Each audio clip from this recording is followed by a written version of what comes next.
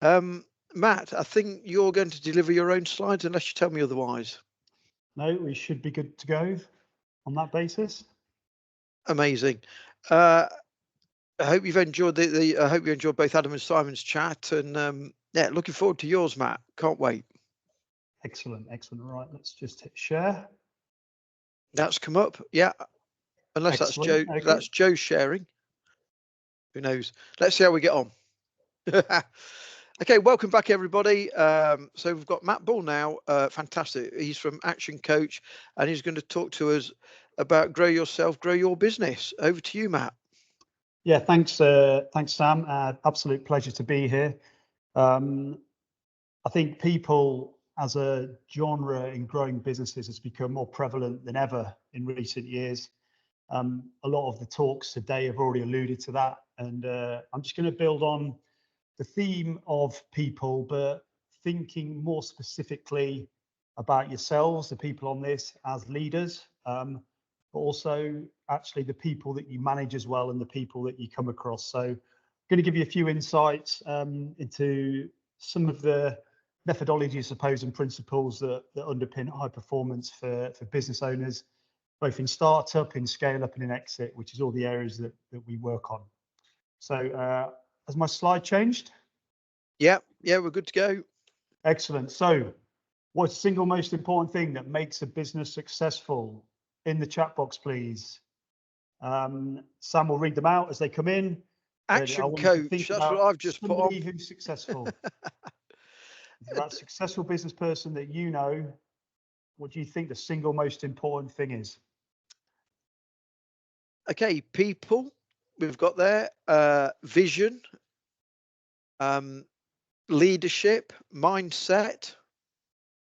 It's got a few coming in. If Excellent. Yeah, people's coming through quite a lot. Yeah. Team A well-organized team, the team and their attitude. Excellent, excellent. Yeah. So yeah, it's good to see on a webinar like this that people is coming through as a key theme. Mission there, Alistair, thank you. Now, for me, when I was thinking about this this talk and how I was going to position it, I think it was Suzanne who just came up there, because the number one trait, even if you want to build a team, if you want to build an amazing team and all the things like vested and what Adam's talking about and everything like that, it has to come from the leader. It has to come from the leader. And that involves mindset. Okay. Any successful business owner that you can think of who has built an amazing team, who has an amazing vision, will come from what happens up here with that individual and that leader. And the great thing about our mindset is, as this diagram shows, that it can be nurtured, that it can be grown, and it is our greatest enhancing drug, if you will, is the ability of what we can do with our minds.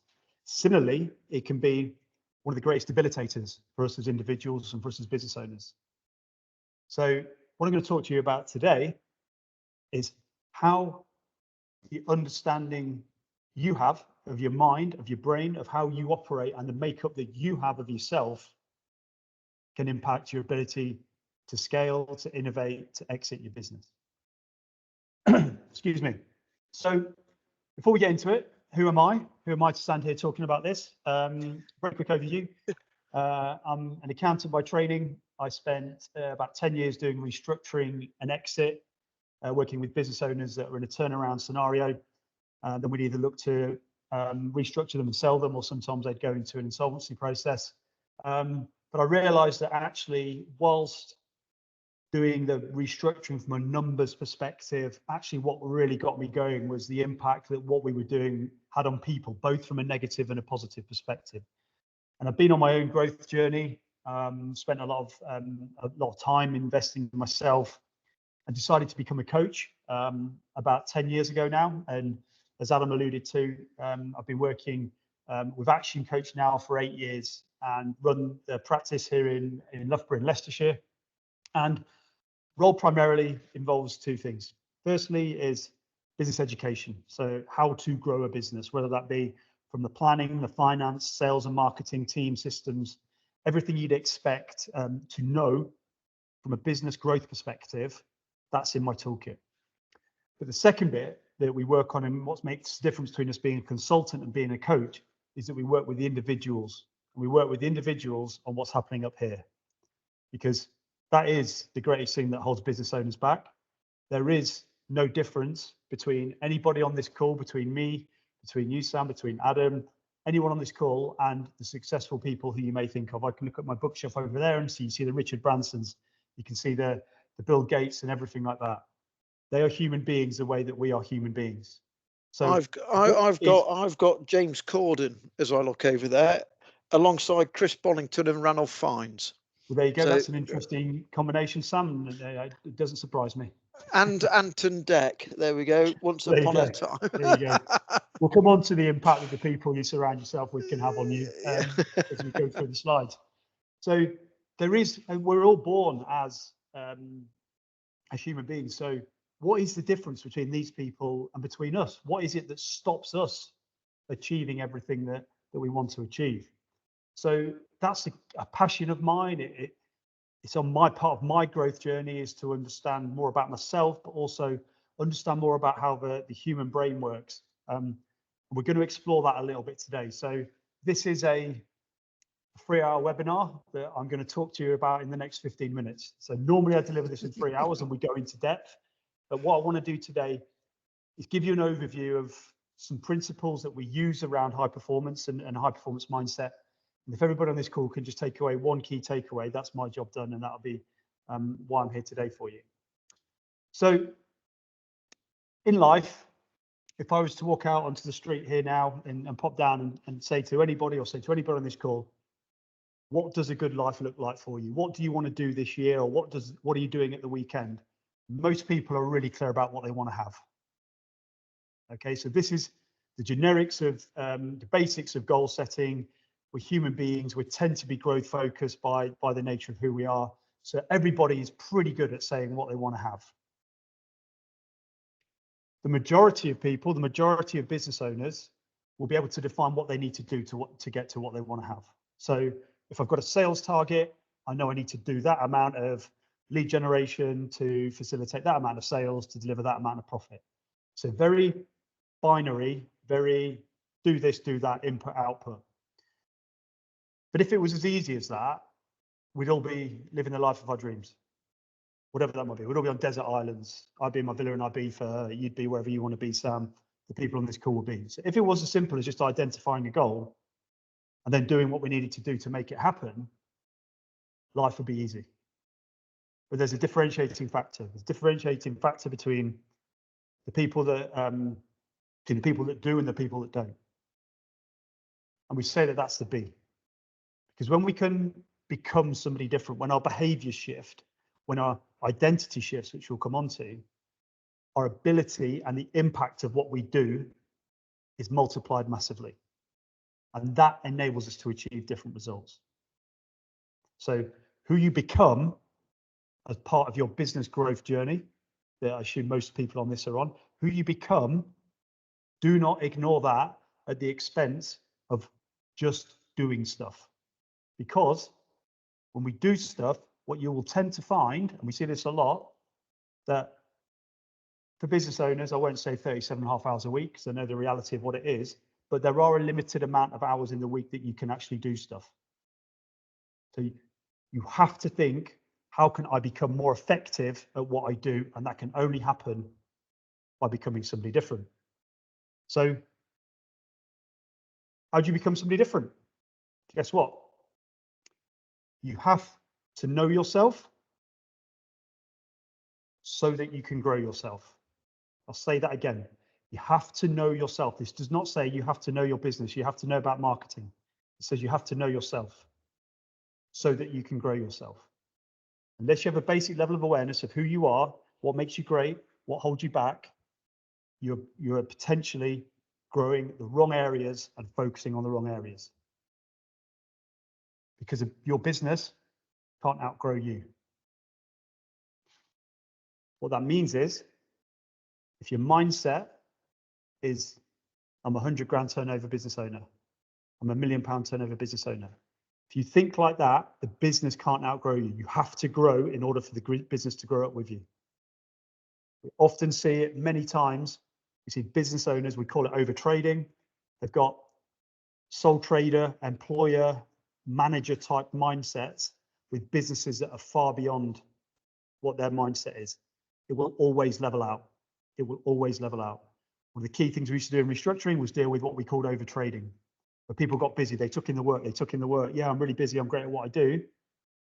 No clear about cash flow, no idea that actually paying people on a monthly basis and getting paid by customers in 90 days time might mean that you run out of money. So it's a mindset shift. So as you go on your growth journey, it's so important you focus on yourself and you're constantly shifting your mindset and growing your mindset so your business can grow with you. So that's great, but how do we do that? How do we do that? This is an iceberg. This is an iceberg. I'll ask you this question, Sam.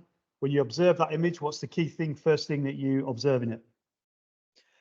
The depth of the bit underneath the water. Exactly that. And we're the same things as human beings. Most of what happens is below the water. People don't see it. So it's important that we look into actually what makes us up as human beings so that we can then start to identify the areas that we might need to work on. That's what I'm going to scan over today. What's the time, Sam? You got 2:37. That's cool. Yeah, you got 10 minutes. Perfect. So identity. This is called the identity iceberg. We're all made up this way. So when we think of somebody, we tend to think about the results. So you will all be having results at the moment. So the results are the external signals of what we might describe as somebody's performance. So Bob drives a Porsche, Deirdre's got a nice house, someone's got a dog, someone's got a handbag, whatever it is. We all show up in a certain way. And the results that we have are the output of who we are and what we do. We've just said that. So the results are the have, which is a multiple of who we are and what we do. B times do equals have, results. So results are the output of our behaviors, which are our actions and our decisions. So anybody on this call at this moment in time has an ability to make decisions and ability to take actions as a result of those decisions. One of the greatest things that we can ever do with a business owner when working with them is that we shorten the time to make decisions, then shorten the amount of time from making the decision to taking the action. Anybody who's stuck in the growth of their business, they will almost guaranteed, I won't say guaranteed because that'll be a Matt Bull fact, which don't exist. There will always be a delay in the amount of time it takes to make decisions about what to do next in the business. And then even when they've made the decision, the implementation time is too long before the action happens. Is that often because the people who are able to make those changes are so wrapped up inside the business that they're dealing with the day-to-day? So they might take a step back and go, whoa, I need to make a decision. I need to recruit another salesperson. But then they get wrapped back into the business and dealing with rubbish, and they don't then write the job advert. They don't advertise it. They don't get and that's why it suddenly takes a year to get a salesperson and not 3 months. Yeah, because the mindset is at the level of do. Yeah, I'm in the business and I'm doing stuff. The high performers and the people that really grow and scale their businesses tend to be a little bit more instinctive. Tend to be a bit more like it feels like that employee's not working out. Lean into it, address the issue, and they stay, whatever it might be, but take the action as a result of it. Action always creates more information. It doesn't mean the action is always right, by the way. It does not mean that the action that we take is always right, and we never rush anything.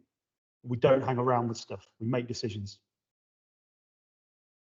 Okay. Any of the books over there, successful people you've got behind you, even Ant and Dec, made some bad decisions at times. They will have made bad decisions at times. But that doesn't matter because the decision prompted an action. The action gave a result, for better or for worse, but that enables us to grow. Thinking everything's going to be perfect all the time, biggest like procrastinator that exists. Too I much think that's information out there as well. I think that's really interesting what you said there about essentially you might have made the decision, put in place the action. It may have been for good or for bad at the end of the day, but you've learnt from it. And that's learning from your mistakes. Certainly in America, a lot of investors look for people who have built a company, failed maybe, but it's what Yeah. they've learnt on that journey makes Yeah. them investable in their eyes again because they've got some scars to prove it. So they can see they can make decisions and act on it, and sometimes they don't always work out, but they've learned, and it's that learning that is quite a key piece. Yeah. The biggest risk you can take if you're trying to grow a business is to do nothing. So decisions, actions, behaviors, you're showing up, your behaviors are showing up. Your decision, if you're slow to make decisions, slow to take action, your behaviors, you're going to be showing up behaviorally as somebody who can't make decisions, who can't take action. Yeah. So guess what? Your results are going to be impacted. Yeah. Okay. And those decisions and actions come from our ability to make thoughts. So yes, we can make positive decisions. We can say, am I decisive or am I decisive? Everybody in this call now, I could ask you and say, do you think you're decisive or not decisive? Do you take action or you don't take action? So do you think, are your thoughts positive or are they negative? And we express our thoughts quite openly as human beings. Again, we're human beings, we're designed to interact. We like community, we like everything like that. So I could meet you, Sam, you're high energy, you tell me what you think, I get it. And similarly, I could walk into the street and I say, how are you doing today? And they'd go, I'm rubbish, like it's rained again. So the thoughts dictate the decisions dictate actions. Decisions can only come from thoughts. Similarly, we're having positive thoughts, we're having negative thoughts. So this is what we see above the water. Anyway, so any individual on this call, this is how we tend to observe people as human beings. We see this. We see and we hear the thoughts, the decisions, the actions. We see the results, headline stuff above the water. But our skills are actually within us. Now, I may observe and say, oh, well, a footballer is, I can see their skills. And that's fine. So we can see them externally expressed, but actually what they work on behind the scenes, we don't tend to see. They go to the training ground, it's hidden. I don't know how footballers train. Similarly with anybody on this call, certain things we are better at than other things. It's important that if I want to shift my results, if I want to grow my business, if I want to raise some money, whatever it might be, my behavior is going to have to change, get that. Yeah, I'm going to have to start thinking about my exit strategy or my investment. I'm going to have to learn about it as well. This is one of the big gaps we see. People come to me and they're like, Matt, it's so hard to market at the moment. And I'm like, it's tough. I think marketing's changed in the last 6 to 9 months, what great marketing looks like now and how you cut through the noise. And they'll say, how can you help me? And I'll say, what have you learned about marketing and what marketing involves at the moment? And it's virtually always nothing. Someone comes to me and say, Matt, I can't recruit at the moment. Another big challenge. Great talk just now. Can't recruit at the moment. Okay, what are you learning about recruiting? Tell me what you've learned about workforce. Are you on a webinar like today? No, so what we're doing is you're just sitting there moaning about it, basically. You're not actually doing anything to improve the skills in that area. So if we want to shift results, behaviorally, we've got to shift. Skill-wise, we have to shift as well. So there's any area of your life at the moment, business or personal, that you think actually it's not quite firing the way I want it, just think about the skills you've got in that area. You can literally Google now and we'll find a course or a book or podcast that will enable you to address that area. So skills. Next level down, beliefs. So a belief is what we currently hold to be true. It's what we currently hold to be true. And again, our beliefs can shape us one way or the other, in a positive way or a negative way. If I believe it's a great time to be in business, if I believe that I can have the impact on the world that I want and I create the life that I want, take my kids to Disneyland and buy a villa in Ibiza, if I believe that, guess what? That's going to ripple up into the areas I'm focusing on, my skills and how I show up in the world. If I believe it's a bad time to be in business, that there's a recession, there's an election, blah, blah, blah, whatever, guess how that's going to make me show up in the world?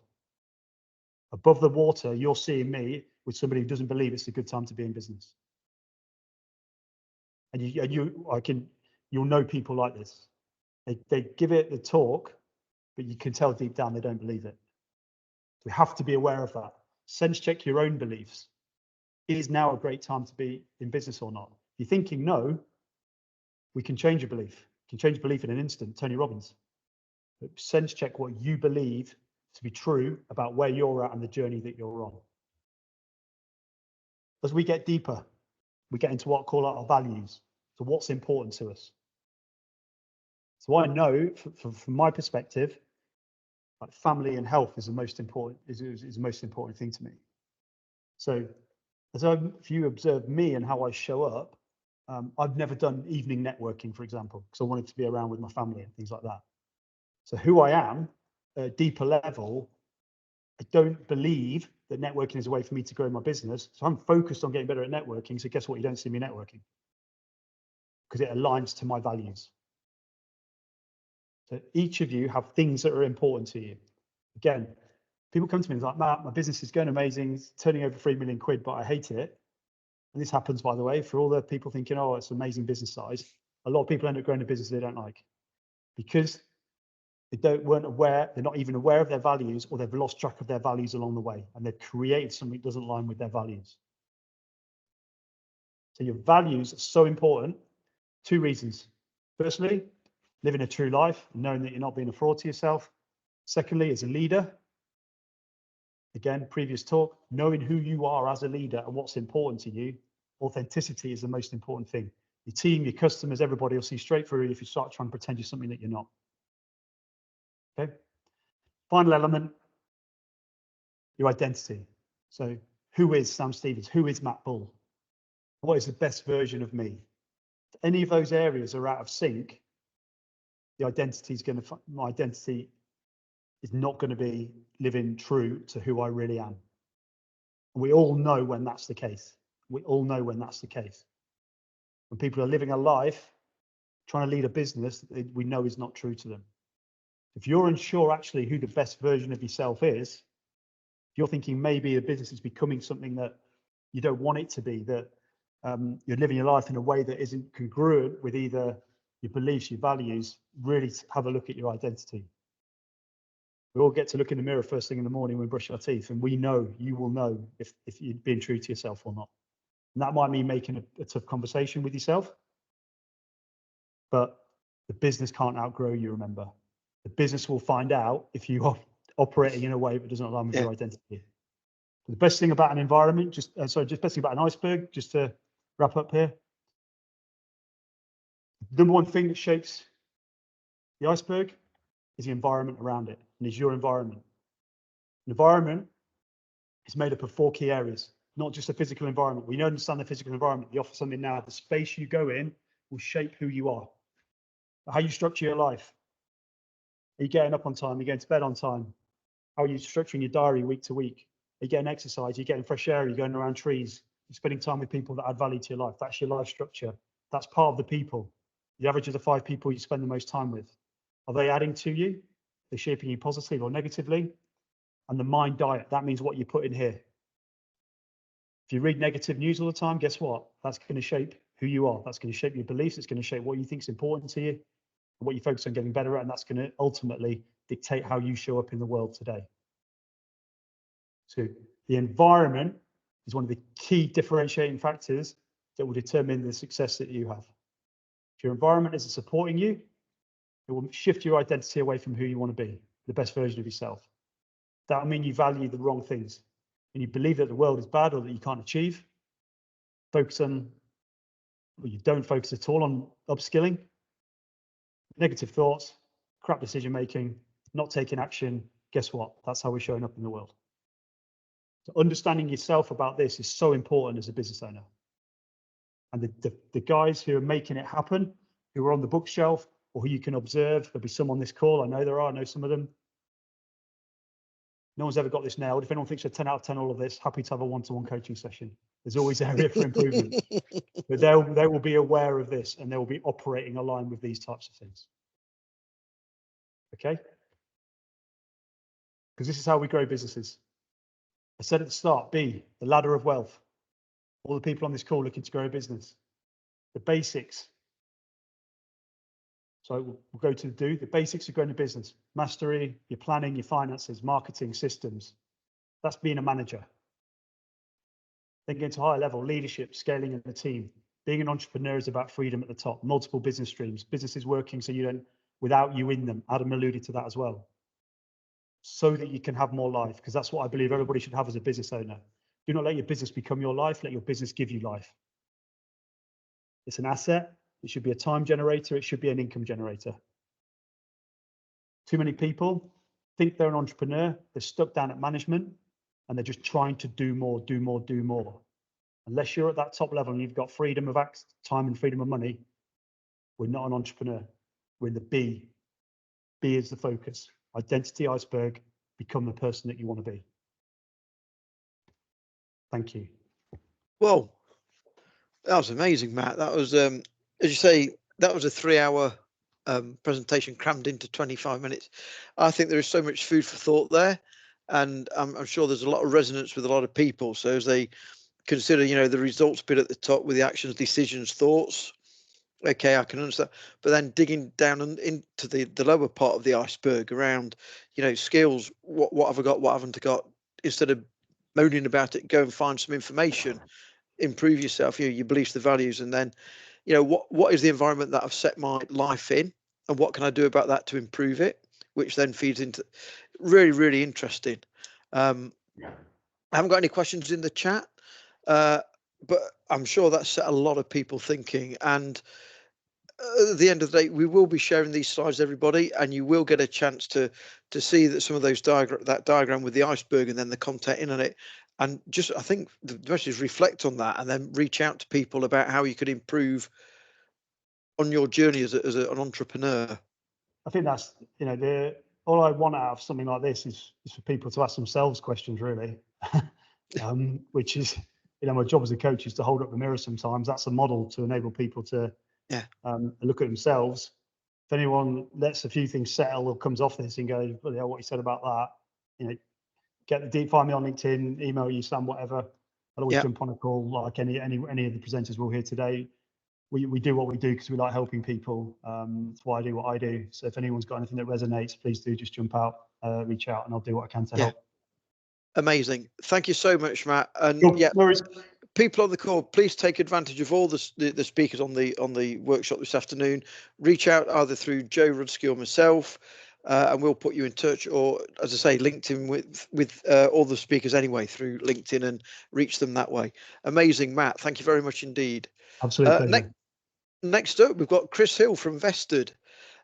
We've also heard about Chris's great work that Vested have done with the Rhodes Group, and I've had a bit of a scoot through the presentation. There's a fair bit, and some of it's quite complicated. So I hope people have got their listening ears on.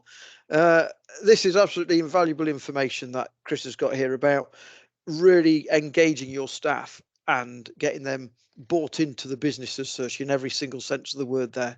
So I think you're sharing your slides again, Chris, aren't you? So yeah.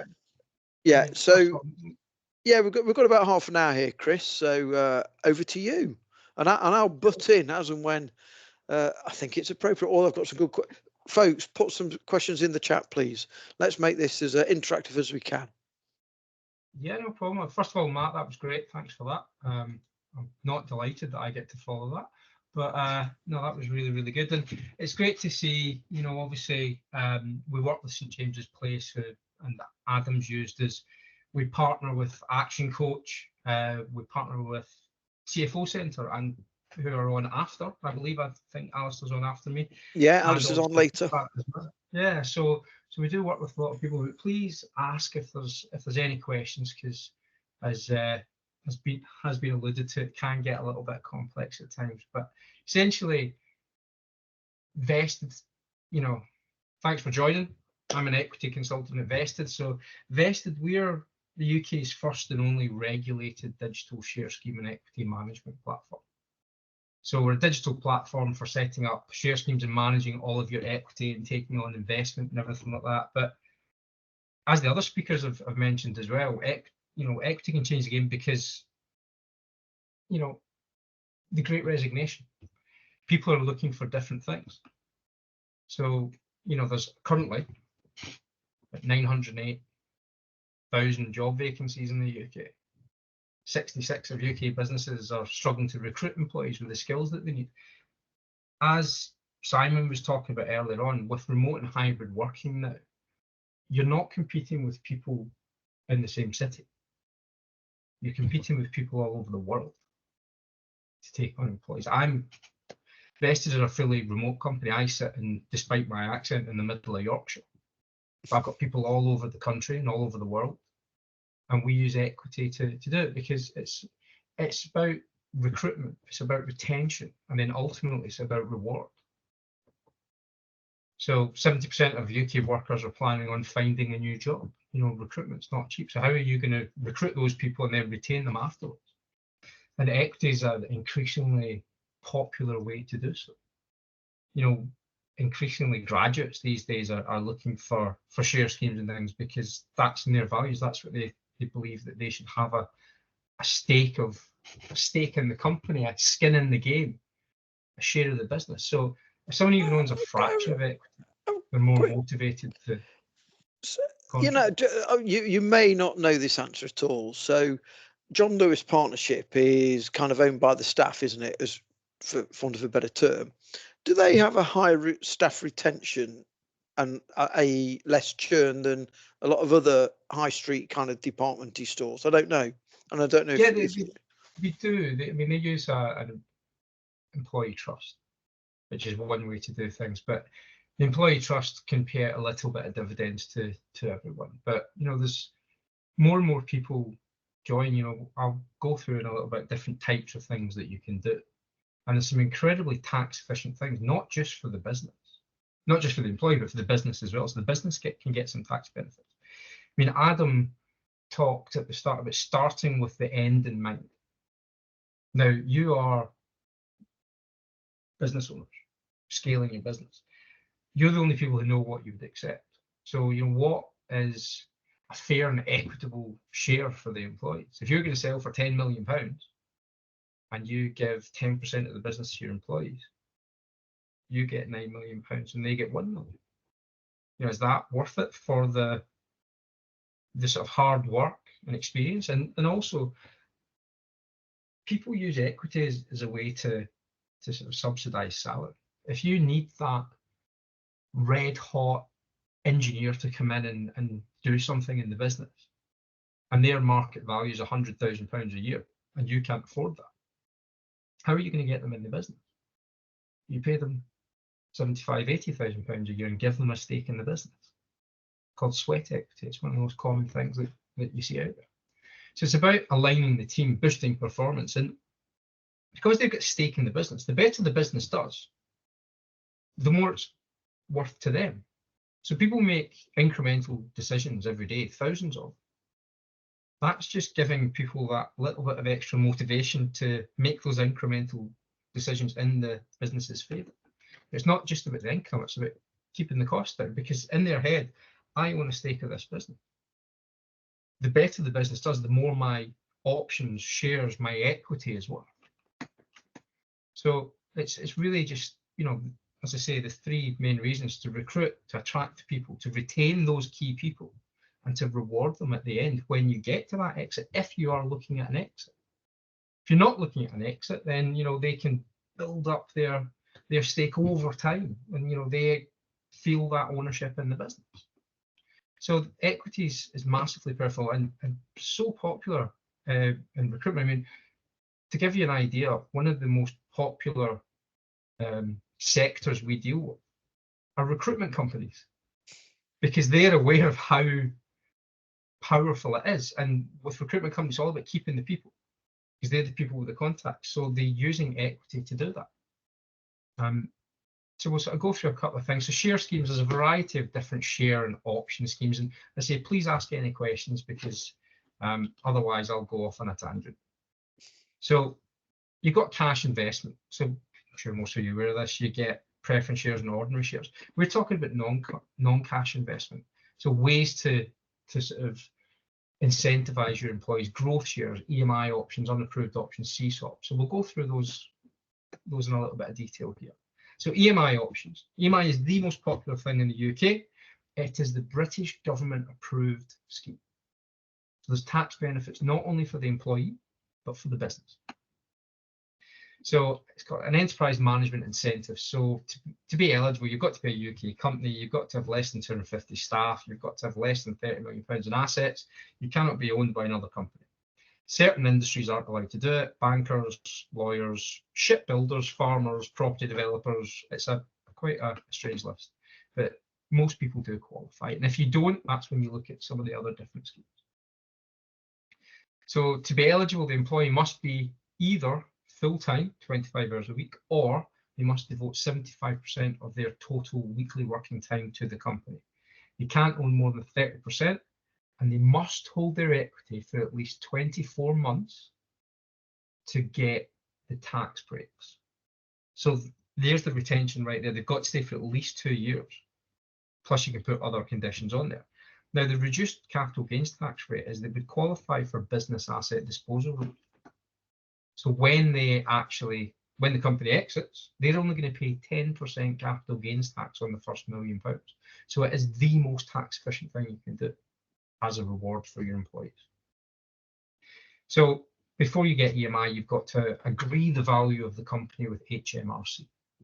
So Chris, is that a process, as in this is our valuation of the business and this is the mechanism by which we've done it? So in 3 years' time, use that exact same mechanism so you can see if there's been a gain or a loss. Is that it? Yeah. So we do the way we do it, we give everyone a login so they can actually see what they have as well. I first got given options like 10 years ago and was made to sign a 30-page legal contract on my first day. I had no idea what it was. It was a scary legal contract that lived in my desk drawer that I tried not to think about. So we give everyone a login to see, so you can actually work out the value. It tells you how much money you've made already. And I have EMI because it's the most tax efficient thing for me. It's the most tax efficient thing for the company. So it's great. But an HMRC approved valuation, now an option is the right to buy a share at a predetermined price at a predetermined point in the future. So let's just say we value the company today at £1 a share. Fast forward 5 years, the company's grown and the company exits for £10 a share. So I get £10, £1 comes off because I have to buy the option to turn it into a share. I've just made £9. I pay 10% capital gains tax on that, and I walk away with £8.10 per share. So it is the most tax efficient thing you can do. Now, the £9 that I just made, the company is allowed to offset that figure against their corporation tax. So the company makes an offsettable £9 per share. Also, all of the fees associated with the setting up and running an EMI scheme, all of our fees, are 100% offsettable against corporation tax. So EMI, incredibly tax efficient. So you have to do an EMI valuation. So we're doing about 100 of these a month at the moment, and that sets what's called the exercise price. Now, you're typically looking for the lowest price, so there's the most to gain for the company and the most to gain for the employee. It's not a publicly disclosed figure, so it's never going to affect any investment or anything. So here you go. Exercise price of £1, sales for £10, gain of £9, pay 10% capital gains tax and walk away with £8.10 per share. And I think what you're saying, Chris, is that the staff member does not need to find that pound today out of their back pocket, and they won't, and they haven't paid PAYE and national insurance in order to have that pound available. They need it down the line. Well, if it's an exit-based scheme and they only benefit when you sell the company, which is the most common, they never need to find that pound because it's just taken out of the lump sum they got. So they just simply receive a lump sum when you sell the company, and that gets everyone working towards the same goal, which is getting the company to that exit. Yeah. And if it's a non-exit scheme, then and they have you know, to buy but they do you go into this later on in the presentation? No, it's fine. We'll go through it. So go on. So if it's an exercisable scheme, then they have to buy the option. So I would have to pay that pound. So let's say 5 years down the line, the company's still worth £10 a share, it's just not going to exit. I still buy those options for £1. That's the benefit for me. Yeah. But once I have bought those options, put the money into the company, I am a shareholder. Yeah. I have the right to dividend. Okay, and can the company set it up so that pound can be saved kind of on their behalf through salary sacrifice or anything like that? Yeah, they can. I mean, that's not something that vested deal with, but you know, that is definitely something that we see. Alternatively, they could gift that £1 share to the employee if they wish. And if they gift that £1 share, then unfortunately you can't give someone something for nothing. So the taxman does incur a tax bill. So it'll be their marginal rate of tax on the pound. So regardless of how much the option is worth when it exercises, yeah, they would still incur the tax bill for that initial option price. Yeah. So EMI is great for employees in the UK. But if we again use Vest as an example, as I say, I've got colleagues outside the UK, I've got non-exec directors in the UK who do not qualify for EMI.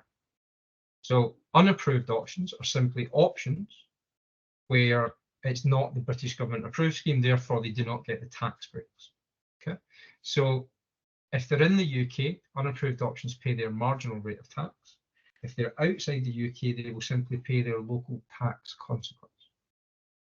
So, you know, you can still give options to subcontractors in the UK, but it's not as tax favourable. But, you know, I've got colleagues outside the UK who have unapproved options who are paying very favourable capital gains tax in the country that they reside. So unapproved options, as I say, there's no corporation tax offsets. There's no tax benefits to the business. There's no tax benefits to the company, but they are popular still because they're set up exactly the same as EMI options. It's the same legal contract, so everyone can have the exact same conditions. So there's no favour on anyone's behalf. So as I say, EMI, you know, you'd be walking with £8.10, unapproved £4.95. Now, what's key is they're only gaining in the growth of the business. So they're granted at £1 a share, but the business has to grow for the options to be worth anything. They're tied in for a number of years. Now, they have to hold them for 2 years to get the full tax benefits, but when you're setting up schemes, you can build whatever conditions in you want. You can say, Sam, I'm going to give you these EMI options on the condition that you are an employee here for 5 years. If you leave before 5 years, you lose the option. Or, Sam, I'm going to give you these options on the condition that you bring in £100,000 of income every year for 5 years, or £1 million over the next 2 years, whatever conditions you want, as long as they are measurable and tangible. So EMI schemes are incredibly popular in the UK as a way to attract people. And when people get EMI, they're aware that it's not, you know, that they can't hop from job to job because they'll lose their option. So it's a great way to attract talent. It's a great way to retain talent. The growth shares. So question, Chris, on all of these, are you going to cover off, if you like, good leaver, bad leaver? So it's a 5-year exercise, and at 5 years you can exercise it. If they leave after that and they've now got the shares, how does it work with the company buying them back? They take them with them, or they've done something really like stolen from the company. So do you cover a bit of that within this little chat? I can quickly go over it just now. So essentially, when we're designing the scheme, there's a legal contract. So vested, you know, we're a digital platform, so it's all done. We're a one-stop shop. So we do all of the corporate governance, the creation of the option pools, subdivision things, all investment, anything. We've got two-way integration with Companies House, so everything's included in that step. Step 2 is the valuation, approved by HMRC. Step 3 is designing the contracts. So what are the vesting conditions? Is it exit-based or exercisable? And then the good leaver and bad leaver clauses. So a bad leaver always leaves with nothing. But a bad leaver is only gross misconduct, criminality, or breach of contract. So what happens if someone leaves on not one of those terms? So there's 3 popular options. The first one is if you leave the business before the conditions have been met or the exit has occurred, you lose everything. If you leave the business, you can keep your vested options, but you have to exercise them within 90 days. So you have 90 days to pay the money to the company, and then you're a shareholder. And step 3 is if you leave, you can keep everything, which is not as popular, shall we say. When it comes to the company buying back shares, if a company buys back shares, that's not EMI anymore. That is seen as a distribution, and you will pay dividend tax. Now, you can have something in your shareholders agreement that says, what preemption rights they're called, which basically means that the existing shareholders have first right of refusal. But for a lot of small companies, there's no ready market. Who's going to buy the shares? So, you know, it's someone might have shares, but, you know, if you set it up in a different share class, then they might not have the right to dividend, or they might not have a vote. Lots of different factors in there. So there's got to be an attractiveness for someone to come and buy those shares, especially as typically there will be a very, very small amount. But it's a great way to sort of attract the. So those are options. And what I would encourage you to do is we do free consultation calls. So if you have any questions, if you go onto the Vested website, you can book directly in with myself and my colleagues. Now, growth shares, so I'm trying to do a sweep of everything over a short period of time. So growth shares are very, very different. Growth shares are most popular for companies who do not qualify for EMI, for people like non-exec directors who are not full-time employees, and subcontractors, people outside the UK, lots of different things. So growth shares are really, really popular because they are conditional and they protect the people who own the business. So this is the sort of sums that you would get. So growth shares are always issued in a worthless state, because you cannot give someone something of value without there being a tax consequence. So if we value at £1 a share, you issue the growth shares at £1.20, so there's no tax to pay. But growth shares are exactly what they say on the tin. You only share in the growth above that £1.20. So if the company sells for £10, the growth share recipient only shares in that £8.80. They pay 20% capital gains tax in the UK, so they'd walk away with £7.04. So they actually fall halfway between EMI and unapproved options from a tax perspective. But they're very flexible in that you can give them to anyone. Now, there we go. So EMI £8.10, growth shares £7.04, unapproved options £4.95. So if you look at this example, and I realise this is a very busy slide, and I do apologise for it, but in 2023, you can see that Stephanie and Ted are the only two people that share in the business growth. Jim comes in when the shares are worth £1, and he shares above £1.20. So you can see in 2024, Jim's shares, he's helped the business grow to £10 a share.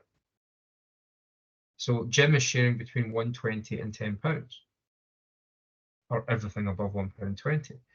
The business has done so well that they brought Sarah in. So Stephanie and Ted own £1, the first £1.20 between them. Jim shares between £1.20 and £12, and Sarah only shares above £12. So you're actually only diluting in the future growth of the business. So that first £1.20, the original shareholders retain that. They're not sharing that. They're saying, we've built the business to £1.20 a share. That's our money. Jim, you come in as our new sales director, for example. You're going to drive the business forward. But we're keeping the first £1.20 because we've built the business to that. You can only share above that. He's done a great job. It's now worth £10 a share. So they bring someone else in. There's no point sharing in all that money they've just built, so she gets to share in the future growth of the company. So dilution is not something to be afraid of. The simple sum is, would you rather have 100% of £1 million, or would you rather have 80% of £5 million? Yeah. So now the conditionality is key. Because if you just gave me 10% of your business, just said, Chris, here's 10% of the business to come and work for me. Number one, I get a big tax bill. So if the business is worth £1 million and you give me 10%, that's £100,000 worth of shares.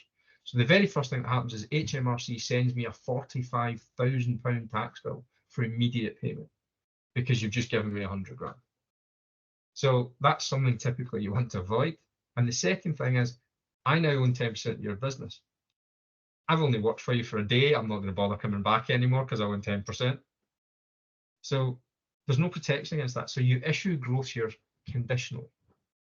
So you would say to me, Chris, we'll give you 10% in the growth of the business, but you have to do this, this, and this. If I don't meet the conditions, I don't get the shares. They're cancelled. Or you could say, Chris, if you bring in £1 million in the next 12 months, we'll give you 10,000 growth shares. If you bring in between 750 grand and £1 million, you get 7,500. If you bring in between 500 and 750, you get 5,000. You bring in less than 500,000, you get nothing. So day one, I'm issued with the 10,000 growth shares conditionally.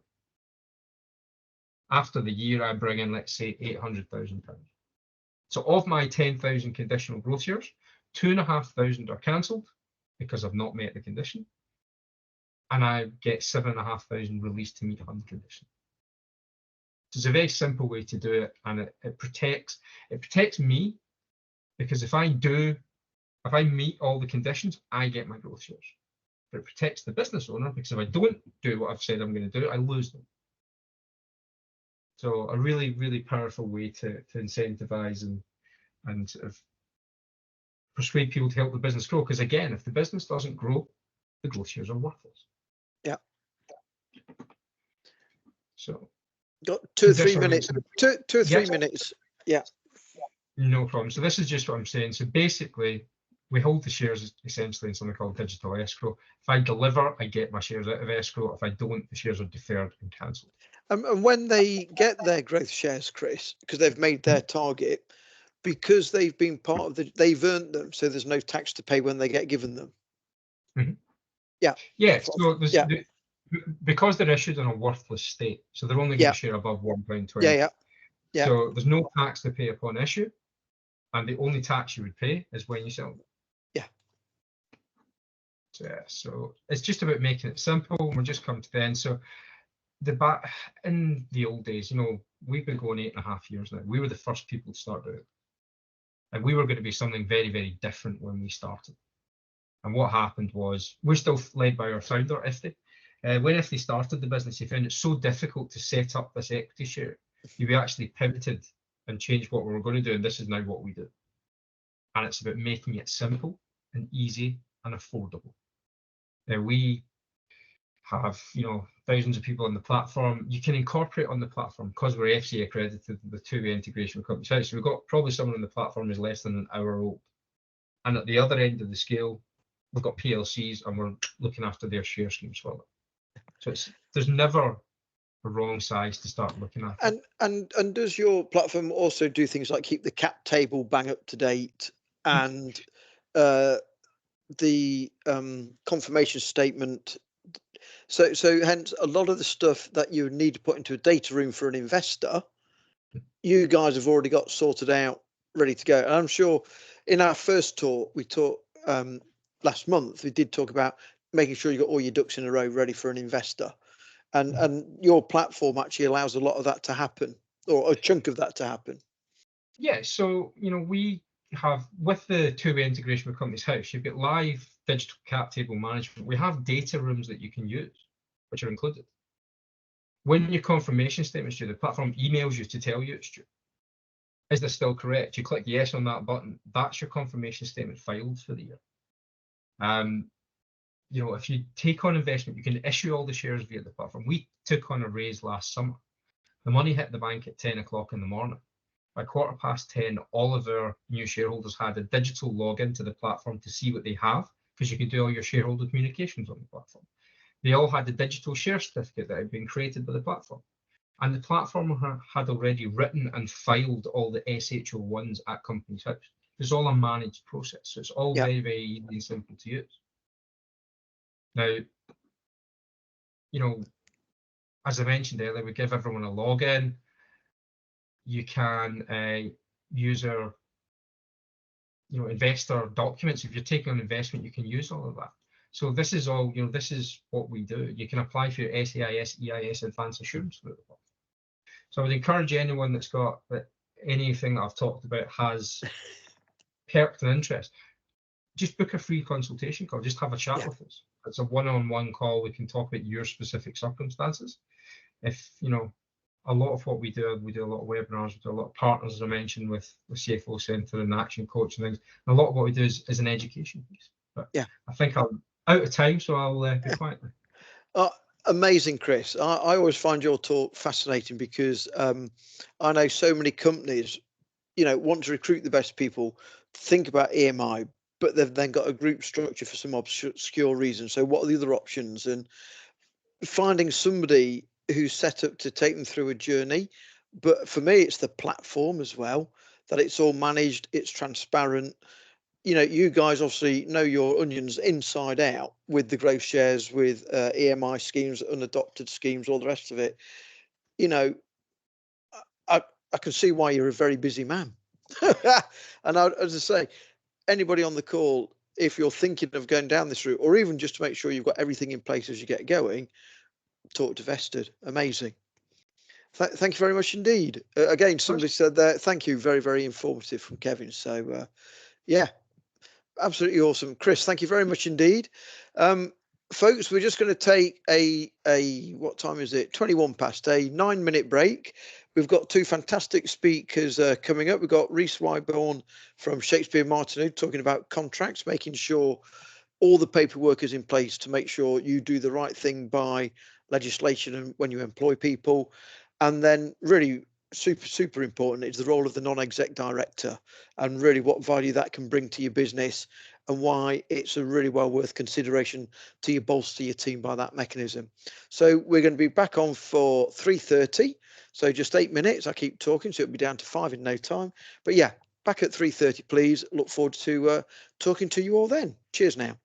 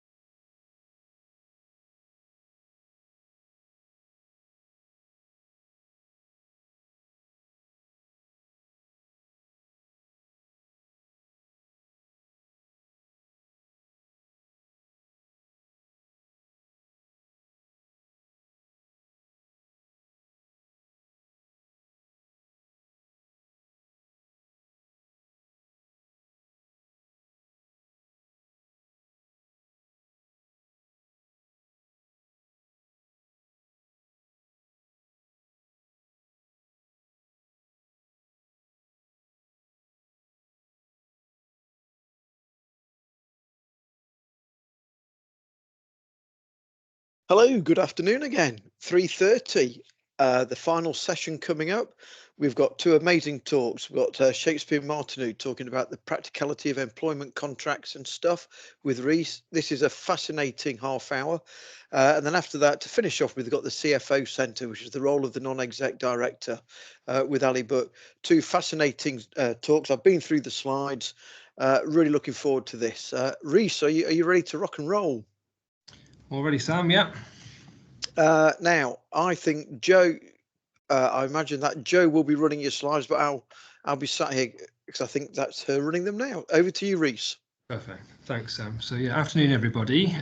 So a quick introduction for those that don't know me. So as Sam's mentioned, we're delighted to be involved as the headline sponsor of the Challenge and Awards this year. Shakespeare Martineau, we are a large commercial law firm doing the full range of legal services. And my area of specialism is employment. So bang on the money for this session and dealing with people and recruitment issues. So next slide, please, Joe. So today I'm going to try and cover, again, in a relatively short time period, the different types of employment working relationship and the contracts that associate with those types of engaging people. We're also going to have a quick look at, there's quite a lot going on in the employment and HR world at the moment. There's lots of changes coming into force this month that, as employers, you should be aware of and looking to get your employee handbooks updated to reflect those. And then there are also some important considerations of rights that employees have from day one, which again you need to be aware of to avoid ending up in potential employment tribunal proceedings. So quite a lot to get through, and as I say, do ask lots of questions because I'm sure this will trigger various concerns as we go through it. So next slide, please, Joe. So you would think, really, looking at employment and taking people on, it would be one of the most simple situations to understand what rights and terms associate with somebody when you're taking them on. It'd be fairly straightforward because it's the cornerstone, really, of what you agree with that individual as part of them giving their services to you. However, over time, there's been a whole range of different arrangements that we now have to contend with. And actually, it's something the government are looking at. They're consulting on simplifying the various types of arrangements because it's just so complex. And you only have to look into the press about the number of cases and claims going through the employment tribunal that deal with whether somebody is an employee, whether they are a worker, whether they are self-employed, what their tax position is, what their employment position and rights are. It takes up a huge amount of tribunal time and resource because it's such a grey area and there are so many different facets to it. So we're going to try and dispel some of those myths and clarify some of these issues for you today. And then we'll look at some of the key contractual requirements once you've decided on what basis you're going to take somebody on to work with you and to provide their work and services to you. So next slide, please. So the first one, we're going to look at full-time employment. Classic permanent employees, the most traditional way of engaging somebody on a full-time basis to provide, whatever the role is that you're recruiting them to carry out.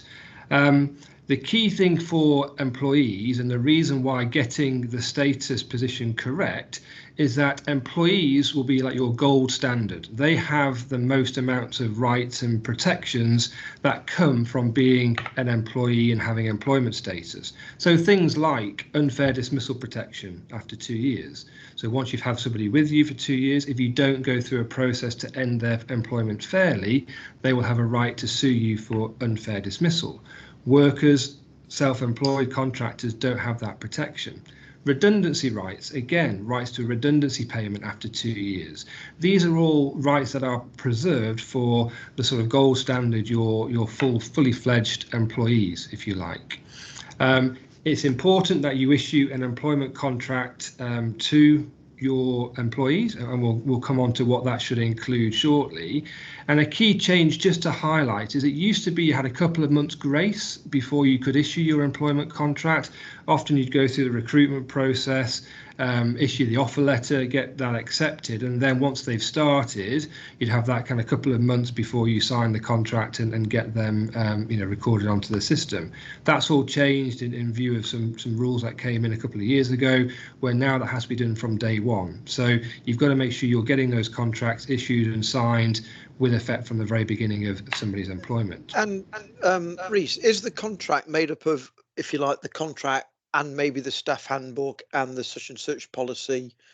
Is it? You never really want to make the handbook part of the contract. It sits alongside and you refer to additional policies that you're required to follow, and we've got a staff handbook. The danger of having it incorporated and both documents being the contract of employment is making changes to a contractual term is much more difficult. You've got to get consent, you've got to consult, you've got to go through sort of notification process.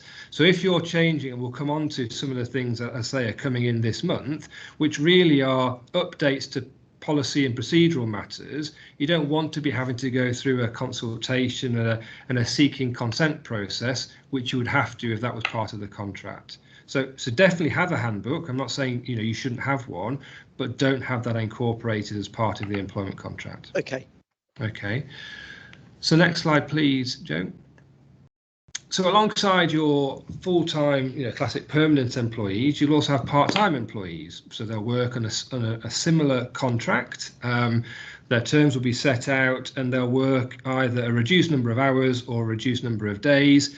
And the key part is that they then receive a pro rata entitlement to the full-time equivalent for things like salary, holiday, bonus, etc., etc. The reason that is important is, again, there is specific protection in place for part-time employees under the part-time worker regulations, where if you're treating somebody differently, less favourably, you're not pro-rating their entitlement to salary and holidays such that they're being penalised purely because they're working part-time hours, there are specific claims they can bring under the part-time worker protection where they're suffering that detriment. So it's important that if you are taking on part-time staff, you treat them in just the same way, but you just prorate their entitlements to reflect the full-time equivalent. So that kind of deals with your employees and sort of, yeah. Yes, it's me again. Yeah. So probation. Does probation work in the same way for both full-time? I'll come on to probation on the contracts, Sam. So I'm going to look at probation specifically, because often that's a question is that legal requirement? Should we have probation? So I'll come on to that on a future slide. But that kind of deals with the sort of classic employment status, you'll say, your gold standard employment rights that go with your employees. We now start to get into the more murky territory of 0 hours, casual, atypical working relationship, which is how it's referred to in the relevant legislation.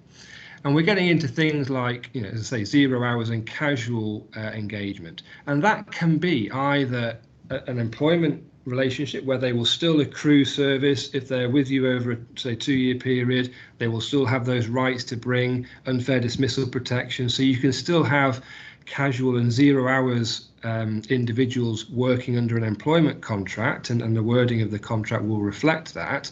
But more typically, your more casual working relationships will be the sort of silver medal type tier of protection, and they will be workers, which, as I say, don't qualify for the full entitlement to the full suite of employment rights, but they will have certain protections around discrimination protection, rights to holiday entitlement, those kind of protections which will still come from being a worker. So you'll still want to have a contract in place. 0 hours won't give any guarantee for any number of hours, and it will simply be you'll work as and when required. Often there are kind of bank of extra people you'll call upon if and when there are peaks of service or demand. And as I say, you'll offer them some hours, and if they can work those hours, they will come in and work and only be paid for the time that you're engaging them. You can't have a bank of people who solely are contracted to you, this exclusivity provision. It used to be that was permitted, But now, because that's clearly, even further unfairness for somebody who has no guaranteed number of hours, to say that you can't go and get a job elsewhere, you can't, take a second job or do something else while you're waiting for us to call on you, was too much of a penalty, and that's now being ruled as unlawful, and any such clause would be unenforceable. So just have a think about that and review your 0 hours contracts to make sure you don't have any exclusivity provisions in there. So just out of interest, my son Will, he's a budding actor. So he's got an agent in London still waiting for work to come through, but he's got a 0 hour contract at one of these escape rooms where he's basically the part-time manager. And they wanted to put him on a full-time contract. And he said, no, 0 hours works well, because I want the freedom to, if an acting job comes, to go off and do it. Or he does dinosaur wrangling, which is classed as a professional credit. I want to have the power to just say, no, I'm not working, I'm off to do that. So there are some benefits to 0 hours if you can be comfortable with the fact that they're not guaranteed how many hours you will work when you are available. Absolutely, I say that's where it's mentioned that there is more flexibility, and that's often 0 hours are seen very negatively. There's lots of concerns that have been identified about, well, individuals don't know what they're going to get paid from month to month because there's just no certainty of what hours they're going to receive. But actually, as you say, if individuals have lined up lots of different engagements at different employers, and actually they can tot up a good number of hours through doing that, having that flexibility sometimes works really well for them. Yeah. So, it can be something that is a useful arrangement. There's one of the changes that's been, again, under consultation, which is likely to come in later this year, which I'll touch on shortly, where actually there might be some scope to request a more certain contract, i.e. a more defined number of hours after somebody's been engaged on one of these contracts for a certain period of time. They're talking around 26 weeks. So there is some recognition that actually 0 hours workers should potentially have some more visibility and certainty to be able to plan their weeks and their income. But as I say, and as you mentioned, Sam, it's not always as negative as it often comes across. So next one, please, Joe. So sort of the next class of arrangement before we get into sort of traditional self-employment is agency work. So having a sort of employment business, this triangular scenario where you've got an individual, an agency who then provides their services to a client or end user. Again, that can work under employment status, worker or self-employment. But there are arrangements that you need to be kind of aware of and protections that come from using agency workers. So they have the right from day one to have access to information about job adverts and vacancies, to have the right to the same access to communal facilities, so canteens, gyms, anything that's provided for permanent staff. If you try and protect that just for your permanent staff and don't allow access to the agency staff, you can find claims potentially being raised against you. And the other important one is after 12 weeks, if you've had an individual with you on a temporary agency contract for 12 weeks, there then becomes a right to the same rate of pay to somebody who's employed permanently in that same position. So again, avoiding that kind of penalty from taking somebody on from an agency perspective and not paying them in the same way as you would if they were directly employed. So just having those milestones and those diary points, noted in your calendar, just again should avoid you falling foul of those potential limitations. And as a worker working for an agency, they're not allowed to put stipulations on you that you can't then go and work for the company that you've been engaged with as an agency worker. They have to allow that to happen. There's no, you need to give us 4 weeks notice before you drop us as an agency. Yeah, no, you can. I mean, sometimes they'll put commercial terms in around additional fees or payments that might come in those circumstances, but no, they can't try and fetter the individual's right to take a permanent job, where it doesn't suit them because they're going to lose out on their agency fee. Yeah. Okay, next one, please.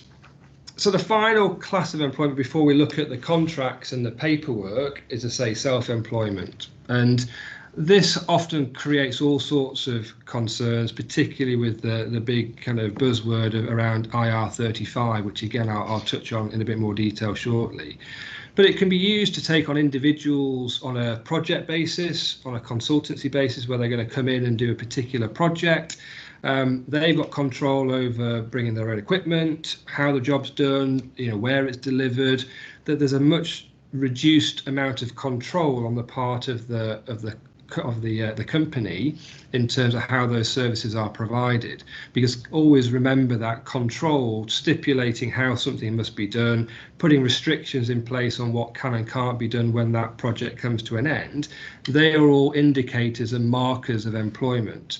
So if you're trying to treat somebody as a contractor and a self-employed, they're paying their own taxes, you're paying them on invoice, but actually you're treating them for all intents and purposes as an employee. They've got uniform, they're held out as part and parcel of your business, they've got supervising obligations, they're subject to your policies and procedures. That's where potentially you get into hot water with HMRC, because you're not treating them as a PAYE type employee, when actually all the indicators are that they should have been. So yeah, there are tools you can look at to make sure that the arrangement that you're putting in place is a genuine self-employed contractor arrangement. And the key one I would sort of recommend, the government-backed tool, is called CEST, C-E-S-T, Check Employment Status Tool. If you put that into Google, it comes up with a link where it asks you a whole range of questions, and at the end of it, it gives an outcome that HMRC would stand by in terms of whether that arrangement falls as an employment or a self-employed arrangement. So useful to kind of look at. But the IR35 issue, which often comes up when looking at self-employment, is all to do with having an intermediary, so a sort of stepping stone in between the individual being taken on directly by the company.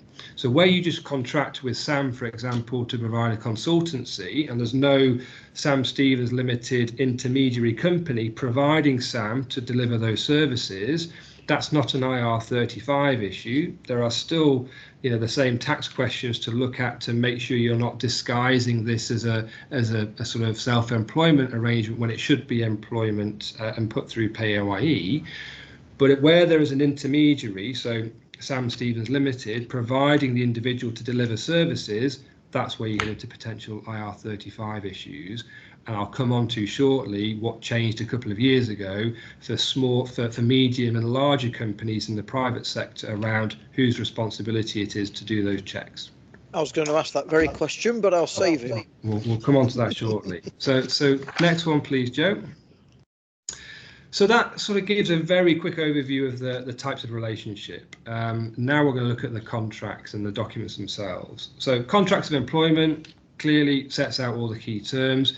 There are minimum obligations for a contract. So under Section 1 of the Employment Rights Act, it provides a kind of shopping list of key terms that have to be set out in the contract. So it's things like dates of employment, continuity of service, pay, holidays, sickness entitlement, all those kind of key fundamental issues for both parties to be aware of. Additional requirements came in back in April 2020 following this good work plan consultation that was carried out. So now contracts have to also deal with training. So any training that you provide needs to be covered off in the contract, and benefits. So it's no longer a sort of situation of having benefits dealt with on a discretionary basis. They should now be referred to as part of the contract. And the final one is leave. So things like maternity, paternity leave, bereavement leave, all those types of leave that you offer, where the policies and the detail is often set out in the handbook, you still now need to refer to what leave is available as part of the employment contract. So just be aware that that's probably something that needs to be updated if you haven't revisited your contracts over the last few years. So what about confidentiality and intellectual property and post-termination restrictions? Well, they're not part of the minimum legal obligation, that shopping list that I've referred to set out in the legislation. But clearly, we would also always recommend they are important for the protection of the business. So for anybody where there is potential for them to cause you harm, you should look to have these obligations put in place to protect your ideas, your confidential information, and what they can and can't do when they leave your organisation. 12 months is a maximum for post-termination restrictions, and you should really tailor them for the level of seniority, because if you just have a one-stop shop, then it can be difficult to enforce them in the event you try and take the matter to court and try and allege a breach. So try and be as specific and tailored around your post-termination protection to have the best chance of those being enforceable. Just thinking about intellectual property, Reece. Yeah. If you're a tech company and you're employing clever people to help you develop the tech, Mm-hmm. does the contract for employment cover if an employee comes up with a super clever idea, the company owns it? Does that all have to be spelled out in the? There is an implied right, so where someone is an employee, and again that comes with the kind of employment status entitlement and rights, that anything done in the course of employment, that intellectual property vests in the employer kind of automatically. But if there is areas around, well, that was done in my personal time outside of work, it wasn't linked to my employment, then all of that's potentially where you can get into dispute and to argument. So that's why having a good intellectual property provision, particularly if, say, you're a very tech-based business, which sets out, for the avoidance of any doubt, what vests in the company, what the individual might have rights to retain, it just avoids the potential contractual disputes down the line, really. And also within this, what's the piece? Is there a piece around other business interests of the employee? Yeah, so again, depending on, say, level of employee, and I say I'm going to come on to the next one, we're talking about directors and specific obligations for directors. But yes, you would normally have an outside interest clause to say you can't have any interest beyond a 5%, shareholding, or without our express consent. So if you're doing as Ali's going to come on to shortly, potentially a non-exec position, that might be something you carve out as part of your outside interest clause. But other than those things that we've agreed to, no, you've got to divert all your attention to our business. Yeah. So the final two on the slide, and it comes up to the probationary period we were talking about, Sam, I'll come on to in a second. But the first one, training costs. So I mentioned now that contracts should deal with training. So where you're sending somebody off on an expensive course, they do that course, but then they get poached and they go to another employer, you might feel a bit cheesed off that you've spent a fortune and someone else is going to get the benefit of that training. You can have recoupment of training costs provisions built into the contract. You've just got to make sure that they have like a sort of tapering system, so that if they leave over normally a 2-year period, the amount that they have to repay tapers down, so it's reasonable and reflective of the potential loss that you're going to suffer. If not, that can be challenged as being a penalty clause and unreasonable. But absolutely, you should build those in, and if somebody does leave, it gives you a kind of right to pursue them for that recoupment of that money in the event that they're not willing to do so. And probationary period, not mandatory, not required from a legal perspective, but always recommended. It just gives you those early touch points, those early chances to have meetings within a 3 or 6 month period. It can be extended as part of the provisions in the probationary period if you're still unsure on somebody, where you can just bring the contract to an end by failing the probationary period. Often it's cheaper. You'll have a 1 week notice period rather than a potentially longer 1 month or 3 month notice period once probation is completed. And it just gives you, say, that early opportunity to say, look, it's just not working, and therefore we're going to dismiss and terminate the contract on that basis. Not having a probationary period, potentially someone can look into it and think, well, look, we've not been told that we're struggling, we've not got any probationary period in our contract, therefore there must be something more sinister. It's because I'm female, it's because of my age, it's because of my race, and all of a sudden they start to point to a potential protected characteristic, and that's when you get into discrimination territory. So probationary periods can help as a sort of defence to those types of arguments. Next one, please. Director service agreement. So the first thing is needed or not. So actually under the Companies Act, it does stipulate as part of sort of director obligations that companies should have director service agreements, regardless of size, number of directors. these service agreements should be put in place to clarify what terms directors are employed under. So yeah, they should be in place to reflect the obligations under the Companies Act. Usually they are going to be an employment contract covering the same information as a sort of more junior employment contract, but there will then be key terms specific to directorship. So directors' duties, reference to the Articles of Association, bonus incentive plans, any potential share options and things might also be picked up there. So yes, there's normally a much more detailed director's service agreement where there's more reporting obligations. It's usually a much more weighty and lengthy document than you would have as a basic employment contract. So yeah, if you haven't got directors' service agreements in place, you really should be looking to have them for your senior directors. And Reece, for the avoidance of doubt, is that for directors who are listed on Companies House as a director, as opposed to somebody whose title is director? Yeah, so from a Companies Act perspective, yes, that kind of obligation to have those contracts would be for statutory officers, so they're listed on Companies House directors. Yeah. But from a good practice perspective, you should have these terms in place for your directors in name as well, just so there's consistency around what terms are in place for those senior roles. Yeah. I'm conscious of time, so I'm rattling through some of this. If there are some questions, do stop and come back to me afterwards. So next one, please, Joe. So 0 hours contracts, I say I've kind of talked about. So yeah, the key thing is just specifying how the hours are agreed. So what notice and what information you'll give in terms of agreeing when somebody is required to work. Do you give 7 days notice? How often can they say no before you say enough's enough and we'll terminate the contract? Only paid for the hours that they work. How is holiday calculated? Is it a percentage of the hours that they work? All these kind of considerations should be dealt with in that 0 hours work arrangement and the contract that you put in place. Don't just do it in the absence of any contract on the basis that you're only going to use them from time to time, because that's where you get into problems saying, well, you said this and we agreed this when I started with you and nothing's written down, and there's all sorts of ambiguity over what was and wasn't agreed as part of those services. So next one, please.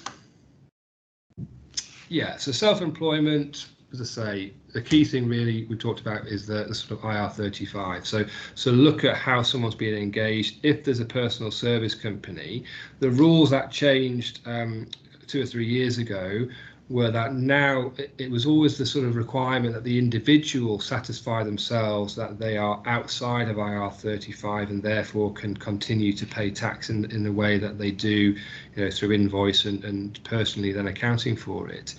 What changed back in 2021 is for medium and large companies, so those with over 10 million turnover, more than 50 employees or more than 5 million on the balance sheet, and if you tick 2 of those 3 boxes, you're classed as medium or large for these purposes.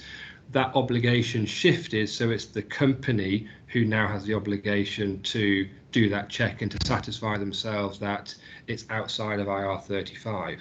If you say, well, actually take out the intermediary, this is effectively an employment arrangement, then what that means now is that the company should be then deducting tax at source, and it's their responsibility to, effectively pay this with the right tax deductions and not simply to leave it to the individual. So it's important that you look at that to say for those larger companies, you are now the ones that HMRC would pursue and would tackle because you've got that responsibility at this front end. Next one, please, Joe.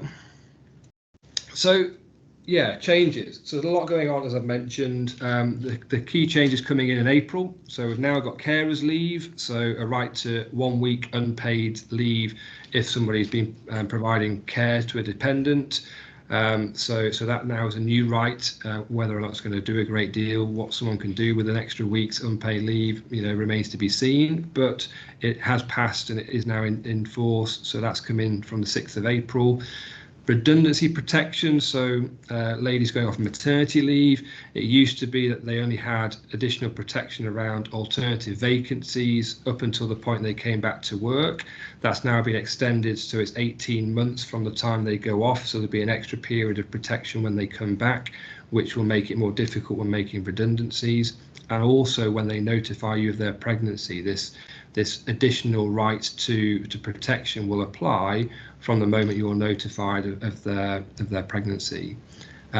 Paternity, again, some changes around paternity leave. The other big one, which has had lots of coverage, is flexible working. So now, day one right, no longer having to wait 26 weeks before you have the right to request flexible working, and no longer is it just one request a year, you can make 2 requests a year. And so, yeah, you know, that's the key kind of change that's come in around flexible working. And Simon mentioned just national minimum wage changes, that come in. Yeah. So with the flexible working, that's, you can put a request in. Does it have to be upheld, or can there be reasonable grounds? There are 8 reasons that have been set out that you can refuse. So things like impact on service, on additional resource, cost. So there are reasons you can rely on to say no. The key thing is you've got to go through a kind of discussion process. You can't just say no and sort of brush it under the carpet. Part of the changes that are also coming around, you've got to deal with that within a sort of 2-month period. So it's slightly narrowing the length of time you've got to deal with it. But the number of reasons you've got to say no, they haven't changed and they still remain.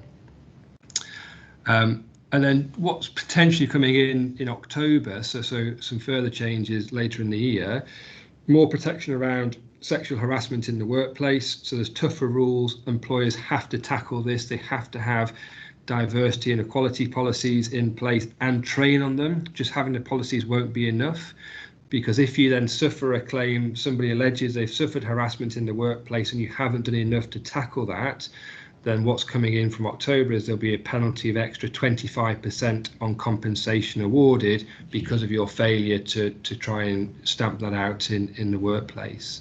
And then say the other 2 that are likely to come in are this right to request a more certain working pattern for those 0 hours type workers once they've been with you for 26 weeks. And a new right to some additional leave if you've had a premature baby and where someone's undergoing neonatal care, there will be some additional leave and pay entitlement in those circumstances. The final point I'll touch on in terms of consultation just comes back to non-competes and restrictions. So the government are looking at reducing how long you can stop somebody working for a competitor to a maximum of 3 months. So at the moment, they're saying potentially freezing somebody out for 12 months about where they can work next is too onerous. It can restrict their ability to find another income. So we think there should be a limit on that as a sort of maximum of 3 months. Other countries around Europe have something similar and also have additional pay requirements to say if you're going to have a restriction, you've got to pay extra salary to cover that period.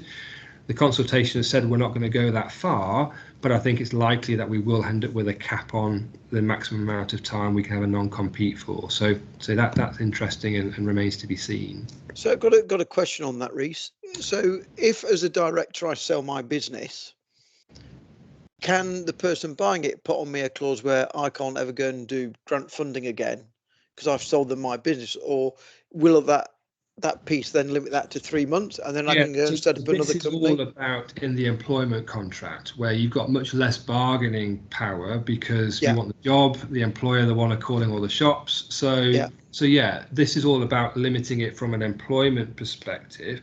On a commercial arrangement where you're selling your business and you're signing up to a share purchase agreement, no, you'll still be able to have up to sort of 5-year restrictions are not uncommon in those types of arrangements, because you're getting significant value and hopefully bundles of cash and lots of money for the sale of your business. So that's a different commercial position. And I think the classic example of where they didn't do that was when Screwfix sold out. Then the guy went and set up Toolstation the next day with his existing supply chain. Because they didn't put it in there as a non-compete clause. But there we go. So where you're, say there's both aspects. Often the restrictions are fairly similar, but you just have longer ones in a share sale type arrangement because you're getting that additional value. But definitely have them in the employment contract. Often the fear is they're not worth the paper they're written on. They're not worth having. Nonsense. We get lots of cases across our desk where we often resolve it without the need to go to court with a really nasty letter saying we're aware that you're doing X, Y, and Z. That's in breach of your restrictions. Stop it or else, and give us these undertakings. And it's amazing how often that works and, you know, stops the competitive activity. Yeah. Okay, I think then just to finish off for me, because I think I'm running over time. So yeah, you know, there are potential tribunal claims. If you don't issue the contract I've mentioned, that can lead to a claim of up to 2 to 4 weeks pay. So it's important to get those terms and contracts in place. If you don't correctly set out benefits and entitlements, then it can get to disputes around, you know, what those entitlements should be, particularly if things go sour and the relationship ends. And on termination, it's amazing how often, you know, these become contractual disputes because they haven't been clearly set out in the employment terms. And yeah, if you don't clearly set out the correct restrictions that we've just talked about, then you might not have any protection when somebody leaves your business, such that they can poach your people, they can poach your customers, and set up in competition. So, you know, getting those provisions right is important for the protection of the business. Okay, next, I think I was going to talk about a tribunal example and day one rights, but I think I'm probably running over time, Sam. Yeah, So unless you've got some additional questions, I will stop there. I think if we go to the conclusion page, I think, Yep. and then if you just chat through that, I think that would be great. Yep, perfect. Okay. Here we go. So yeah, so remember day one now, so no longer 2 months. It's important that you get your own contracts in place from day one. Otherwise, you potentially run the risk of that claim where you might have to pay an extra 2 or 4 weeks compensation. Look at your contracts. As I say, those changes came in a few years ago, which if you haven't revisited them since, you may well not be compliant and therefore at risk of those potential penalties. If you're thinking about a business sale, due diligence will flag these things up, and it might be used as a way of chipping down some of the purchase price. So just get your house in order and make sure these things are up to date and correct. And the same for the handbook, to pick up those April changes that I've mentioned, to make sure they're reflected in your current policies and procedures. I say they've just come in this month from the 6th of April. So if you've not already dealt with those, then that's something to take away and to make sure you're actioning as part of the sort of next few weeks. Look at your contracts, making sure you're using the right type. So employment, self-employment, get those provisions correct. And then the key thing is in around restrictions, as I say, then they are certainly worth the paper they're written on. So dispel this myth that they're not useful. They absolutely are, but they can't just be, as I say, one-stop shop for everybody. They need to be tailored to reflect the seniority, the type of role, the damage the potential person could cause you, and they can't go any further than just protecting your relationships with your clients and customers. Provided you limit them to that, and you know they don't try and stop somebody from working UK-wide in a sector where all their experience is ultimately, you know, arises from, then a court will likely find such restrictions are reasonable and will enforce them for the protection of the business. And yes, it's not the case that claims can't arise from day one. Discrimination, whistleblowing, those types of issues employees will have from the moment they start with you. So don't just think you've got this safety blanket of 2 years service and I can get rid of people without any concern because they haven't been with me for 2 years. There are a number of claims that arise from day one. So just be careful of those before you bring someone's employment to an end. Otherwise it can get expensive. Yeah. Reese, amazing as usual. I love to be fair, the whole workshop, but again, what could have been always going to be interesting, but it could have been quite dull. I found that absolutely fascinating, the way you delivered it. Absolutely true. Some really interesting nuggets there. And you know, the key message is get it right first time and get some advice early on to make sure you get it right first time. You know, was it kind of a better £1 today than £1,000 later on? Well, absolutely. I mean, if you look at all the stuff going through with the Uber cases and delivery, all these cases around employment status and disputes over holiday pay, the thousands and thousands that have been spent on fighting these cases through tribunal, had they just sort of got the contracts right in the first place, may well have stopped a lot of this litigation in its tracks. So yeah, it's absolutely right. You know, spend the money to get it right up front, and it'll save you a lot in the long run. Amazing. Folks, if you've got any specific questions for Reese, we will be sharing all the contact details so you can get hold of him through that. Reese, thank you so much indeed. Amazing. Thank you. Thank you. Okay, and finally, we've got Ali Buck. You know, the role of the non-exec director, really, really important. The role of a chief financial officer, I think you'll probably touch on as well, and the importance of that. So, yeah, really looking forward to this final 20 minutes. And we're currently on schedule. Would you believe that after all this time?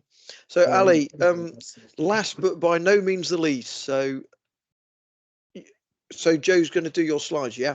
Yeah, Joe, thank you very much for your help with that. One less thing for me to worry about. And yeah, thanks for all the speakers so far. It's been fantastic. And thanks for everyone who's stayed on all the way through for the graveyard shift. We've got lots of good stuff to take you through. So yeah, fantastic content shared today, lots of which actually does tie into what I'll be speaking about today as well. I'm the Regional Director for Nottingham and Derby at the CFO Centre. Just to give a bit of context, we provide CFOs to SMEs on a fractional basis. My role is to try my best to find and manage a team of highly experienced and headstrong individuals, but also to meet with business owners and understand what is preventing them from sort of slingshotting their growth and how we might be able to help with them. So the overarching theme of the workshop today is about how to build or structure your team in the most effective way to drive your business forwards. But with limited resources or sort of varying requirements, it's important to know that there are alternative ways out there to add value to your teams without the expense or the difficulty of finding senior leaders and putting them into full-time employment. So obviously, I'm going to cover some of the fundamentals of a non-executive director today, but we'll be diving into how this sort of alternative to full-time employees can be incredibly impactful for SMEs, but also for the owners within that business as well. So next slide, please. So thank you very much. As with any good PowerPoint, we're going to start with a definition. And I've highlighted the key points here. So when we're looking at a non-executive director, it's a member of a company's board who doesn't hold executive office. So basically, they're not involved in the day-to-day operations of the business, and they should be an independent advisor. So they're not kind of tied into the business in the same way that an employee would be. So arguably, they should be free from the internal politics within the business, and they're able to give that kind of helicopter view of what's going on in the business and the direction that they should be going. So we're not talking about C-suite roles here. These are external advisors who will attend board meetings, review a board pack before these meetings take place, and bring value through their experience and expertise. Next slide, please. And again, following the rules of PowerPoint, you have to follow a definition with a stat. So I'll throw this one out to the room. 54%. What do you think this relates to when we're talking about non-executive directors? We'll just go 10, 15 seconds in the chat, throw whatever you think in there. We'll see how close we get. What do you reckon, Sam? I think 54% of medium-sized companies have a non-exec of some description on their board. You've seen these slides, haven't you, mate? I haven't. No. Yes, pretty much. So yeah, we've had one in the chat there, makeup of an NED board. So this is the number of UK businesses listed on Companies House with a non-executive director. But this varies massively depending on which bracket we're looking at. So understandably, larger, more established businesses are more likely to utilise an NED, but that does mean that there are many SMEs who are missing out on the value that they can deliver. So next slide, please. And we're going to come on to another stat, again, 10 seconds max. £70,782. Sam, go on then. The value that they add to a business. No, that's not enough. That's not enough by far, is it? Not quite. This one's slightly left of field of SMEs, but it gives you an indication of something quite important. So this is the average remuneration of an NED on a FTSE 100 board. So not a bad gig. when the average requirement is to attend just 6 meetings a year. And interestingly, I talked about the split between larger businesses. 96% of FTSE 100 companies have non-executive directors on their board. So the question is, why is it that that's really interesting? If the FTSE 100, if they still believe that although they've got these thousands of staff working for them and hierarchical teams and teams investigating ABC, the role of an ed is still so important to them. Yeah, that's really interesting.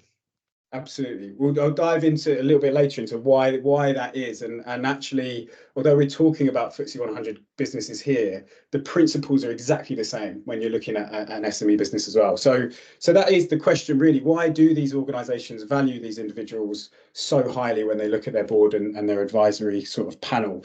So next slide, please. Whilst I was Googling UK statistics on non-executive directors, it very helpfully threw up this article for me. So the title being UK Statistics Authority, which is a governing body, welcomes 3 new non-executive directors. So if after Matt's from Action Coach presentation on mindset, you're feeling pumped, get ready to feel incredibly inferior. When you're looking at Dr. Jacobs' rap sheet here, it's quite an impressive list of experience and places that he's been involved in. I'm not going to read it out, but there's some pretty heavy hitting roles in there.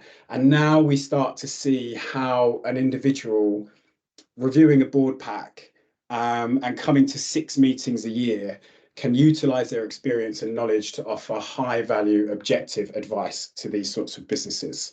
So next slide, please.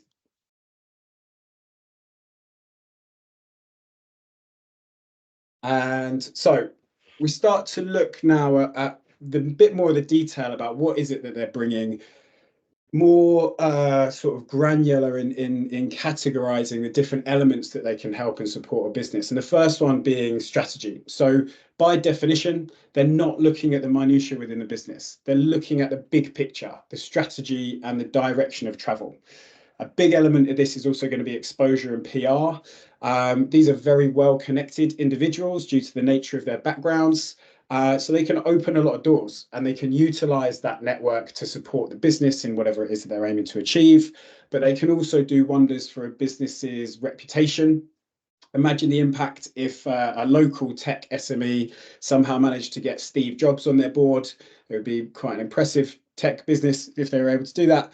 But imagine what that would do for their reputation and what people would think that business was going to be able to do now they had that kind of advice. Equally, you might find that there's a business that's had a bit of a bad reputation or has potentially set some new targets to improve things like ESG. They can bring in someone who's an expert in that field to support the business with those challenges, but also as a face for the public to see the efforts that are being made within that business. A big part of it's about accountability. That's keeping the C-suite accountable. That's keeping the rest of the board accountable.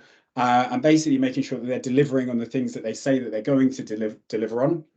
And ultimately, they're acting in the interest of the shareholders to ensure that the business is performing in the way that it says it's going to be performing and it's not heading down a path that needs to be avoided. And finally, within these categories, there's other things around this, but a big one is around fundraising.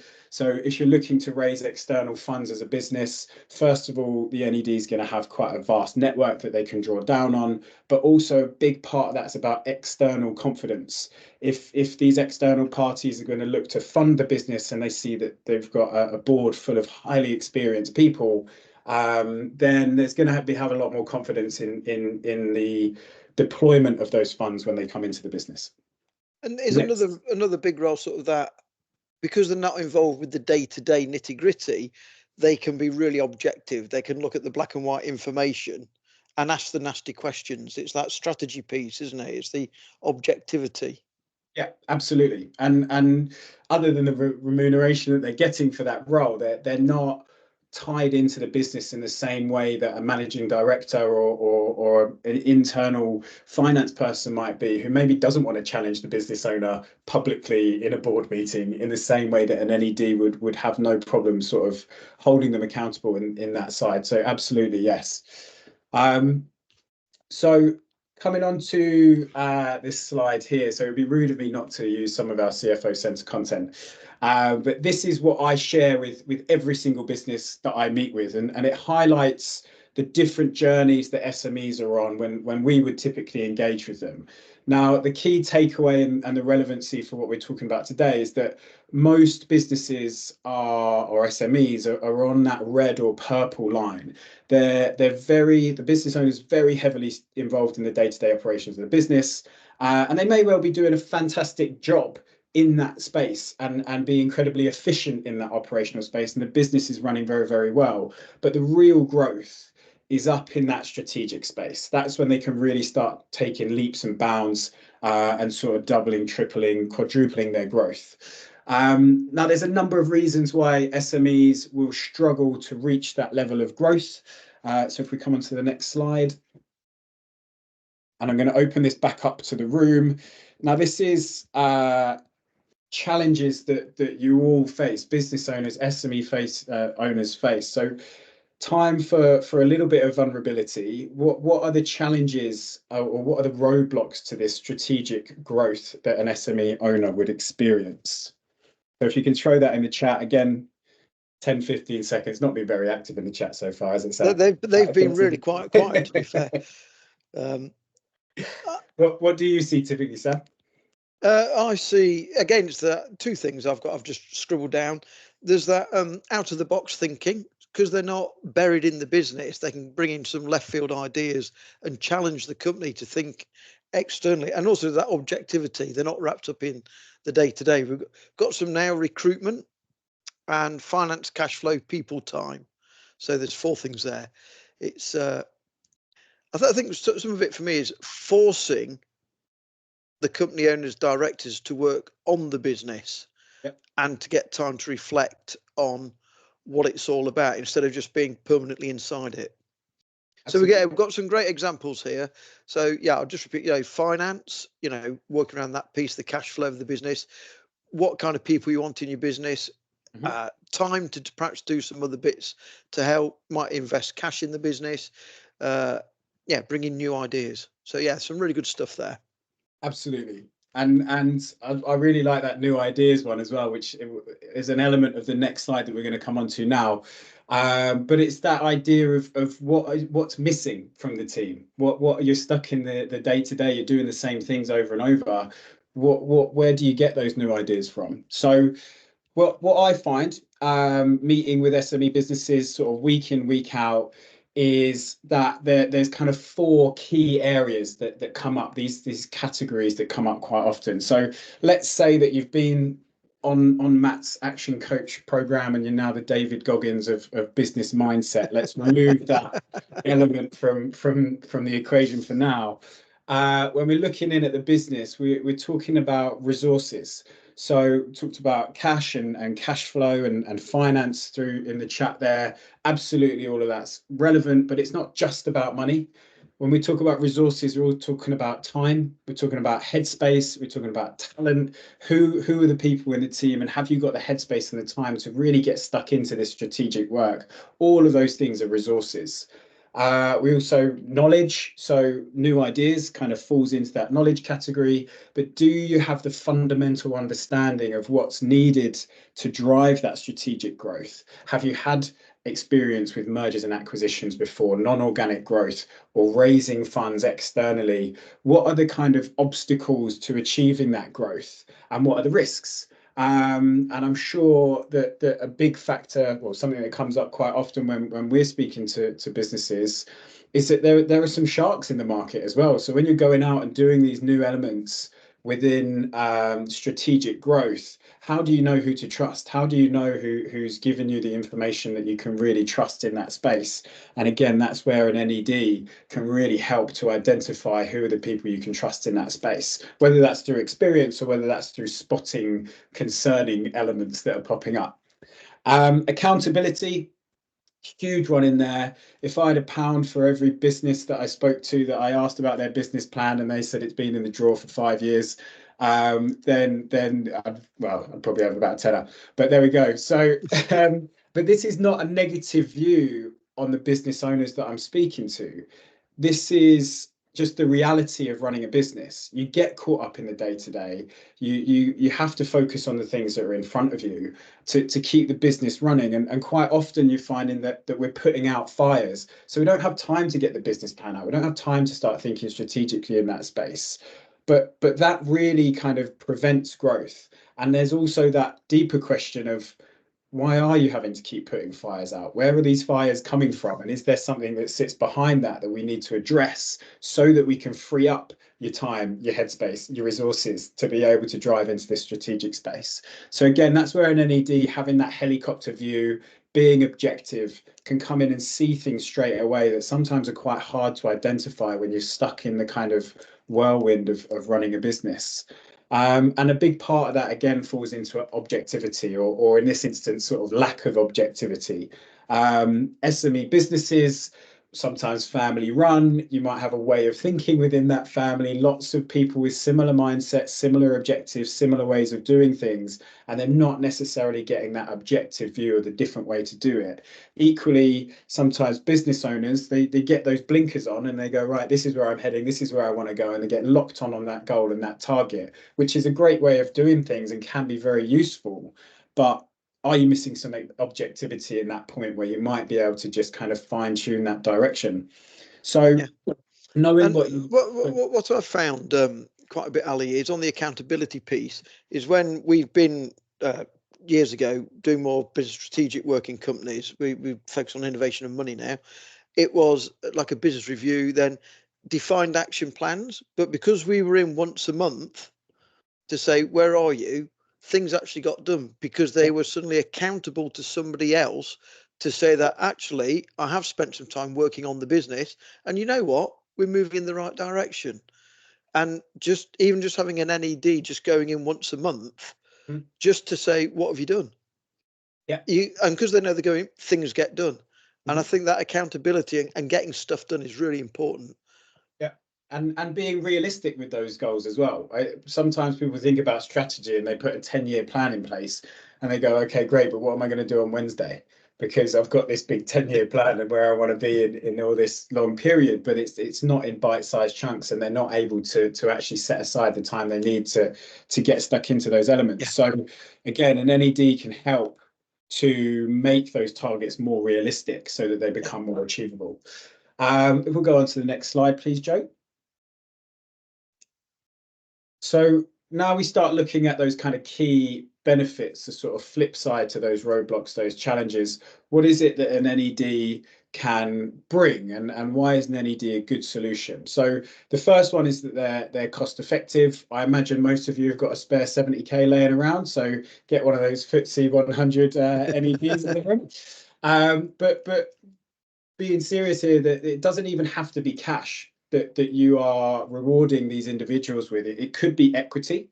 It might be that an NED wants to take equity in the business because they know that through their efforts, through their help, they might find that 5% that you give them is incredibly valuable in 10 years' time. And actually then they've got they've got skin in the game, right? So they want to make sure that you're successful in that growth. But it could also just be a mission alignment. You might have something that someone really truly believes in and they want to support you, and so they may even just offer their time to come and help as an NED. They're very valuable if you can find one of them. But at an SME level, the level that you're going to be kind of remunerating those individuals is obviously not going to be anywhere near the same as it would be for a FTSE 100. So it is relative to the size of the business that you're working with. And if you want to find those individuals, again, that's about utilizing your network, coming and speaking to people like Sam, people that know all sorts of different people who want to be involved with SMEs and supporting SMEs. The other element is that it's time efficient and practical. When we're talking about potentially just having a quarterly board meeting, their experience is there to help you to define what realistic goals are.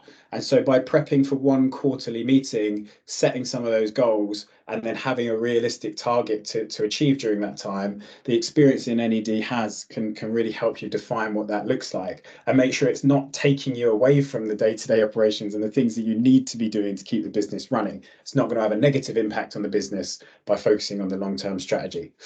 Depth and breadth of experience. You could have 10 NEDs if you really wanted to. I wouldn't advise it, but you can bring multiple people in at different stages within the business's life cycle. And you may find that what's really valuable in the first 2 years, you may move on from that. You've achieved those goals and you have a slightly different focus. So you can go and utilize other NEDs that have different backgrounds during those different phases, but you're not tied in the same way that you would be with an employee contract after that 2 years, where you've got to try and find a reason that person maybe isn't bringing the same value that they did when the business was 1 million turnover and now it's 8 million turnover. So that's where there's some real value in the flexibility as well. And we touched on the networking earlier, the value that they can bring through opening doors, but also through fundraising opportunities. And finally, it's that independence. So not being tied into the business, not being a family member, not being part of that kind of inner circle that's within the business. They're able to come in and sometimes be quite blunt when it's necessary about what's required in the business, what you're missing, and what needs to be done about it. And these are all really key sort of valuable, high impact elements that an NED can bring through quite a small level of engagement. Next slide, please, Joe. So, quiz time. Again, 10 seconds in the chat. You don't know a huge amount about the CFO Centre and what we do, but a part-time fractional CFO provided by us, would that fall under the category of an NED? We'll give you sort of 5-10 seconds in the chat. Nick, knowledge needs to coexist with understanding. Absolutely. I think that's one of the key things that an NED can also bring, is helping to ensure that individuals understand what it is that they're trying to do, not just having that knowledge over the top. Yeah. And especially from an NED perspective, that cultural fit, that chemistry between the two, the business owner and the NEDs, is really critical for ensuring that understanding is actually delivered. So Rachel saying no. Sam, what do you reckon? I've looked at the next slide, so I know the answer. Because I see how many we've got left. Right. So I think Rachel's done really well there. I do agree. Can we go on to the next slide, please? It's just no, that's all it is. So clues in the title, really. A CFO is a C-suite role. They're inherently involved in the day-to-day operations of the business, albeit at the top level in that strategic space, but they're overseeing they're overseeing a whole area within the business. And so technically they wouldn't fall under the category of an NED, because typically they're involved in the day-to-day. However, a big part of what a part-time CFO would provide is that they would still be objective because they're not an employee. There you go, Rachel. So you had insider knowledge. So they would act as advisors rather than decision makers, whereas a traditional CFO would be more of a decision maker within the business. An outside or a fractional CFO would also be objective, as they're not an employee within the business. They absolutely bring extensive experience with them, certainly the ones that work with us do.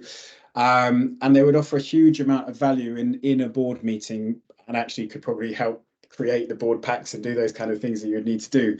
And interestingly, often with clients that we're engaging with, we're actually the catalyst for introducing board meetings and bringing that formal structure in where maybe they haven't had that previously. And it's a really good practice to get into if you're looking at growing and scaling and becoming a much bigger organization than you are currently. So we come across quite a lot of companies where they are on top of the accounts, but it's that interpretation of the results and asking the tricky questions and making sure that there's a view of what they might look like on a rolling 6-monthly basis, and identifying that there could be a problem then. So I'm just posing those questions to challenge. Yeah. Okay, well, what happens if this and this happens? What are you going to do? How are you going to protect? It's that strategic input and view of the numbers, I think, is what a CFO really brings. Absolutely. I think that's when you look at the finance roles, as you go up the kind of ladder, And this is the same for any kind of department as well within a business, but specifically in finance, you find that up to a certain level, they're looking backwards. So they're looking at the numbers that have come in the previous month, the previous quarter, the previous year, and they can report in often a huge amount of detail on that, which can be very helpful for the other decision makers in the business to act on and plan for the future. A CFO and at that top level in that space, now they're starting to look forwards. So they're doing the similar thing that the other decision makers are doing across the whole business, but specifically within that finance space, they start to look at forecasting, they start to look at modeling and scenario modeling as well. What happens if we change X? How does that impact this?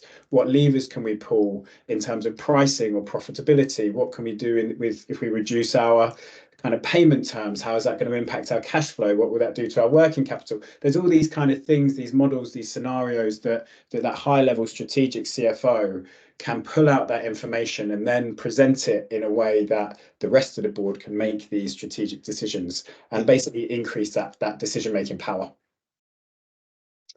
So we do also have clients that I'd say we've reached a level of maturity in the relationship. We may have grown with the business. We've got clients in the region that we've had for 11, 12 years.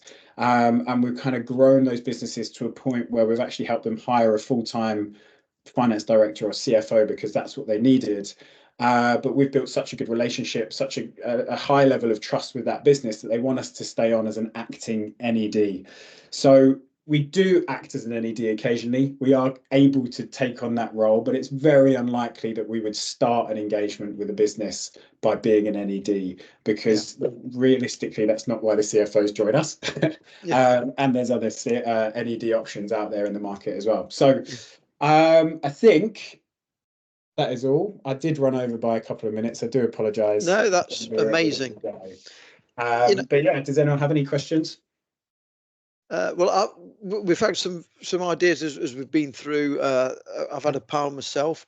I think ultimately, that there's two things really we've covered. Is the role of the CFO to some extent, and I think that's a really important one, because if you're looking to raise money, you need to make sure that your house is in complete order, and you can understand and put a viable plan to a potential investor instead of something half-baked and can be ripped apart. There's a huge piece of work there, but then once you've got the money, making sure that it's properly managed as a CFO, and the NED role just kind of layers on top of that, the slightly more objective, the broader business view. I think it's been a fascinating insight, Alistair. I've really enjoyed that. Good. Thank you, Sam. Appreciate that. I hope everyone else has too. It's not just you. So I've got a question. Is an NED contracted in the same way as an employee needs a contract? That's probably a question for Reese. But I think is the short answer. It depends on the nature of the relationship that you have with them, but they are an external party, and they're there to act as an advisor. They wouldn't have the same kind of stipulations that an employee would have, but there's different structures to the relationship that you would have with an NED. Reese, do you want to pick up on that? Absolutely right, Alistair. Yeah, no, you normally have a letter of appointment for a non-executive director, which will set out expectations around time commitment and what they get paid, if anything. So, yeah, not a formal contract as such, but there should be some written terms as a letter of appointment. Yeah. And then, any thoughts, Alistair, on should you advertise for an NED or use contacts from industry? Rachel's kindly put some information there about there's a number of sites about how to advertise and all the rest of it. Have you got any thoughts sort of specifically on that, about how to get hold of a strong NED? Yeah, I personally, I think that network is always going to be the best way to go, because if you've got sort of trusted individuals that know the business well, they understand what you're looking to do. And again, it's that cultural fit as well as the commercial fit, I think, is so important to get that right. And that's something you're going to struggle to pick up on if you're just kind of posting out on a site advertising. But I would say a mixed approach, like give both a try, see what recommendations you get, see what you can find yourself, and have a meeting with a few and try before you buy, basically. Yeah, I think one of my thoughts would be, no matter who the NED is, do not let them have shares in your business. Try before you buy. We talked about this in Friend, Fools and Family when we talked about raising money, or a co-founder getting shares right at the beginning because you've been mates with them for years. You don't know what these people are like under pressure and actually exactly what value they can bring to you. So try before you buy. And it might be that you say, right, okay, well, we'll notionally build up £500 for every visit or £1,000 a day or whatever. But after 6 months, there might then be an equity discussion. But they can then, at that point, you might say, well, you know, it's not working. I'll pay you £6,000, off you go. Or let's convert that into equity. You know, I think committing too early to share the equity, for me, is quite a dangerous thing to do. Absolutely, absolutely. And equally, we talked about the accountability that an NED can bring to the business. As a business owner, it's your job to keep the NED accountable too. And maybe in that initial engagement where you're saying to them, look, in 6 months' time or a year's time, this is where we want to be, this is where we want to achieve, and set some outcomes that you want to achieve. And if you after 6 months you don't feel like you've made good progress in that space, yeah, then you can have a discussion about whether or not that NED is actually delivering what you should be delivering in that time. Yeah. Chris, have you got any thoughts on that? Yeah, we often see conditional growth shares used to incentivize NEDs. So if they do not meet the conditions, if, for example, after that 6 months it's not working out, yeah, you lose the conditional growth shares. It's a yeah. very common way to attract an NED. Yeah. Oh, there we go. What a great way of doing it. Gentlemen all, thank you very much. Joe, if we can just have, so I'd like to thank, if you just go back one, just before we finish, just like to thank all our fantastic, if only we could give everybody a round of applause, but nobody would hear because we're all virtual. But I'd like to give a massive thank you to all our people who have come on board today and gave up their time and effort to do presentations. I think that's been absolutely fascinating. I really hope the attendees have learned something from that. I think it's been terrific. So with Reese and Adam and Simon, Matt, Chris and Al, amazing. Thank you so much indeed. Superb. The as it says in the chat from Joe, the recordings of this and the presentations will be available towards the end of the week. Next slide, please, Joe. We don't need that one. Oh no, we do. That's the next. Oh, skipped over it. We do need to talk about that very, very briefly. That's the next workshop. Got some fantastic people speaking again, a completely different set of information than what we've had today, but it's all about you as an entrepreneur, young business startup going on your journey. Please get yourselves booked in. As you know, they are free of charge to attend. This one's being supported by Forrester's IP. They're sponsoring it, and again, Shakespeare as our headline sponsors. Amazing. And I think we're there, aren't we, Joe? Yep. So that's the 22nd of May. Again, similar timing, 1 till kind of 4:30, and one more. Please go to the TBAT website. It's all about the Innovation Challenge. Get yourselves booked on. Thank you so much for staying with us all afternoon. Quick thank you to all the people who have supported us on the previous 2 workshops and the ones to come and the big event at the end of October. Hope to see you very soon. Please give us your feedback. Great to have you around. If you want to talk to any of the speakers, just let us know. Thank you very much. Thanks, everyone. Thanks, Al. Cheers.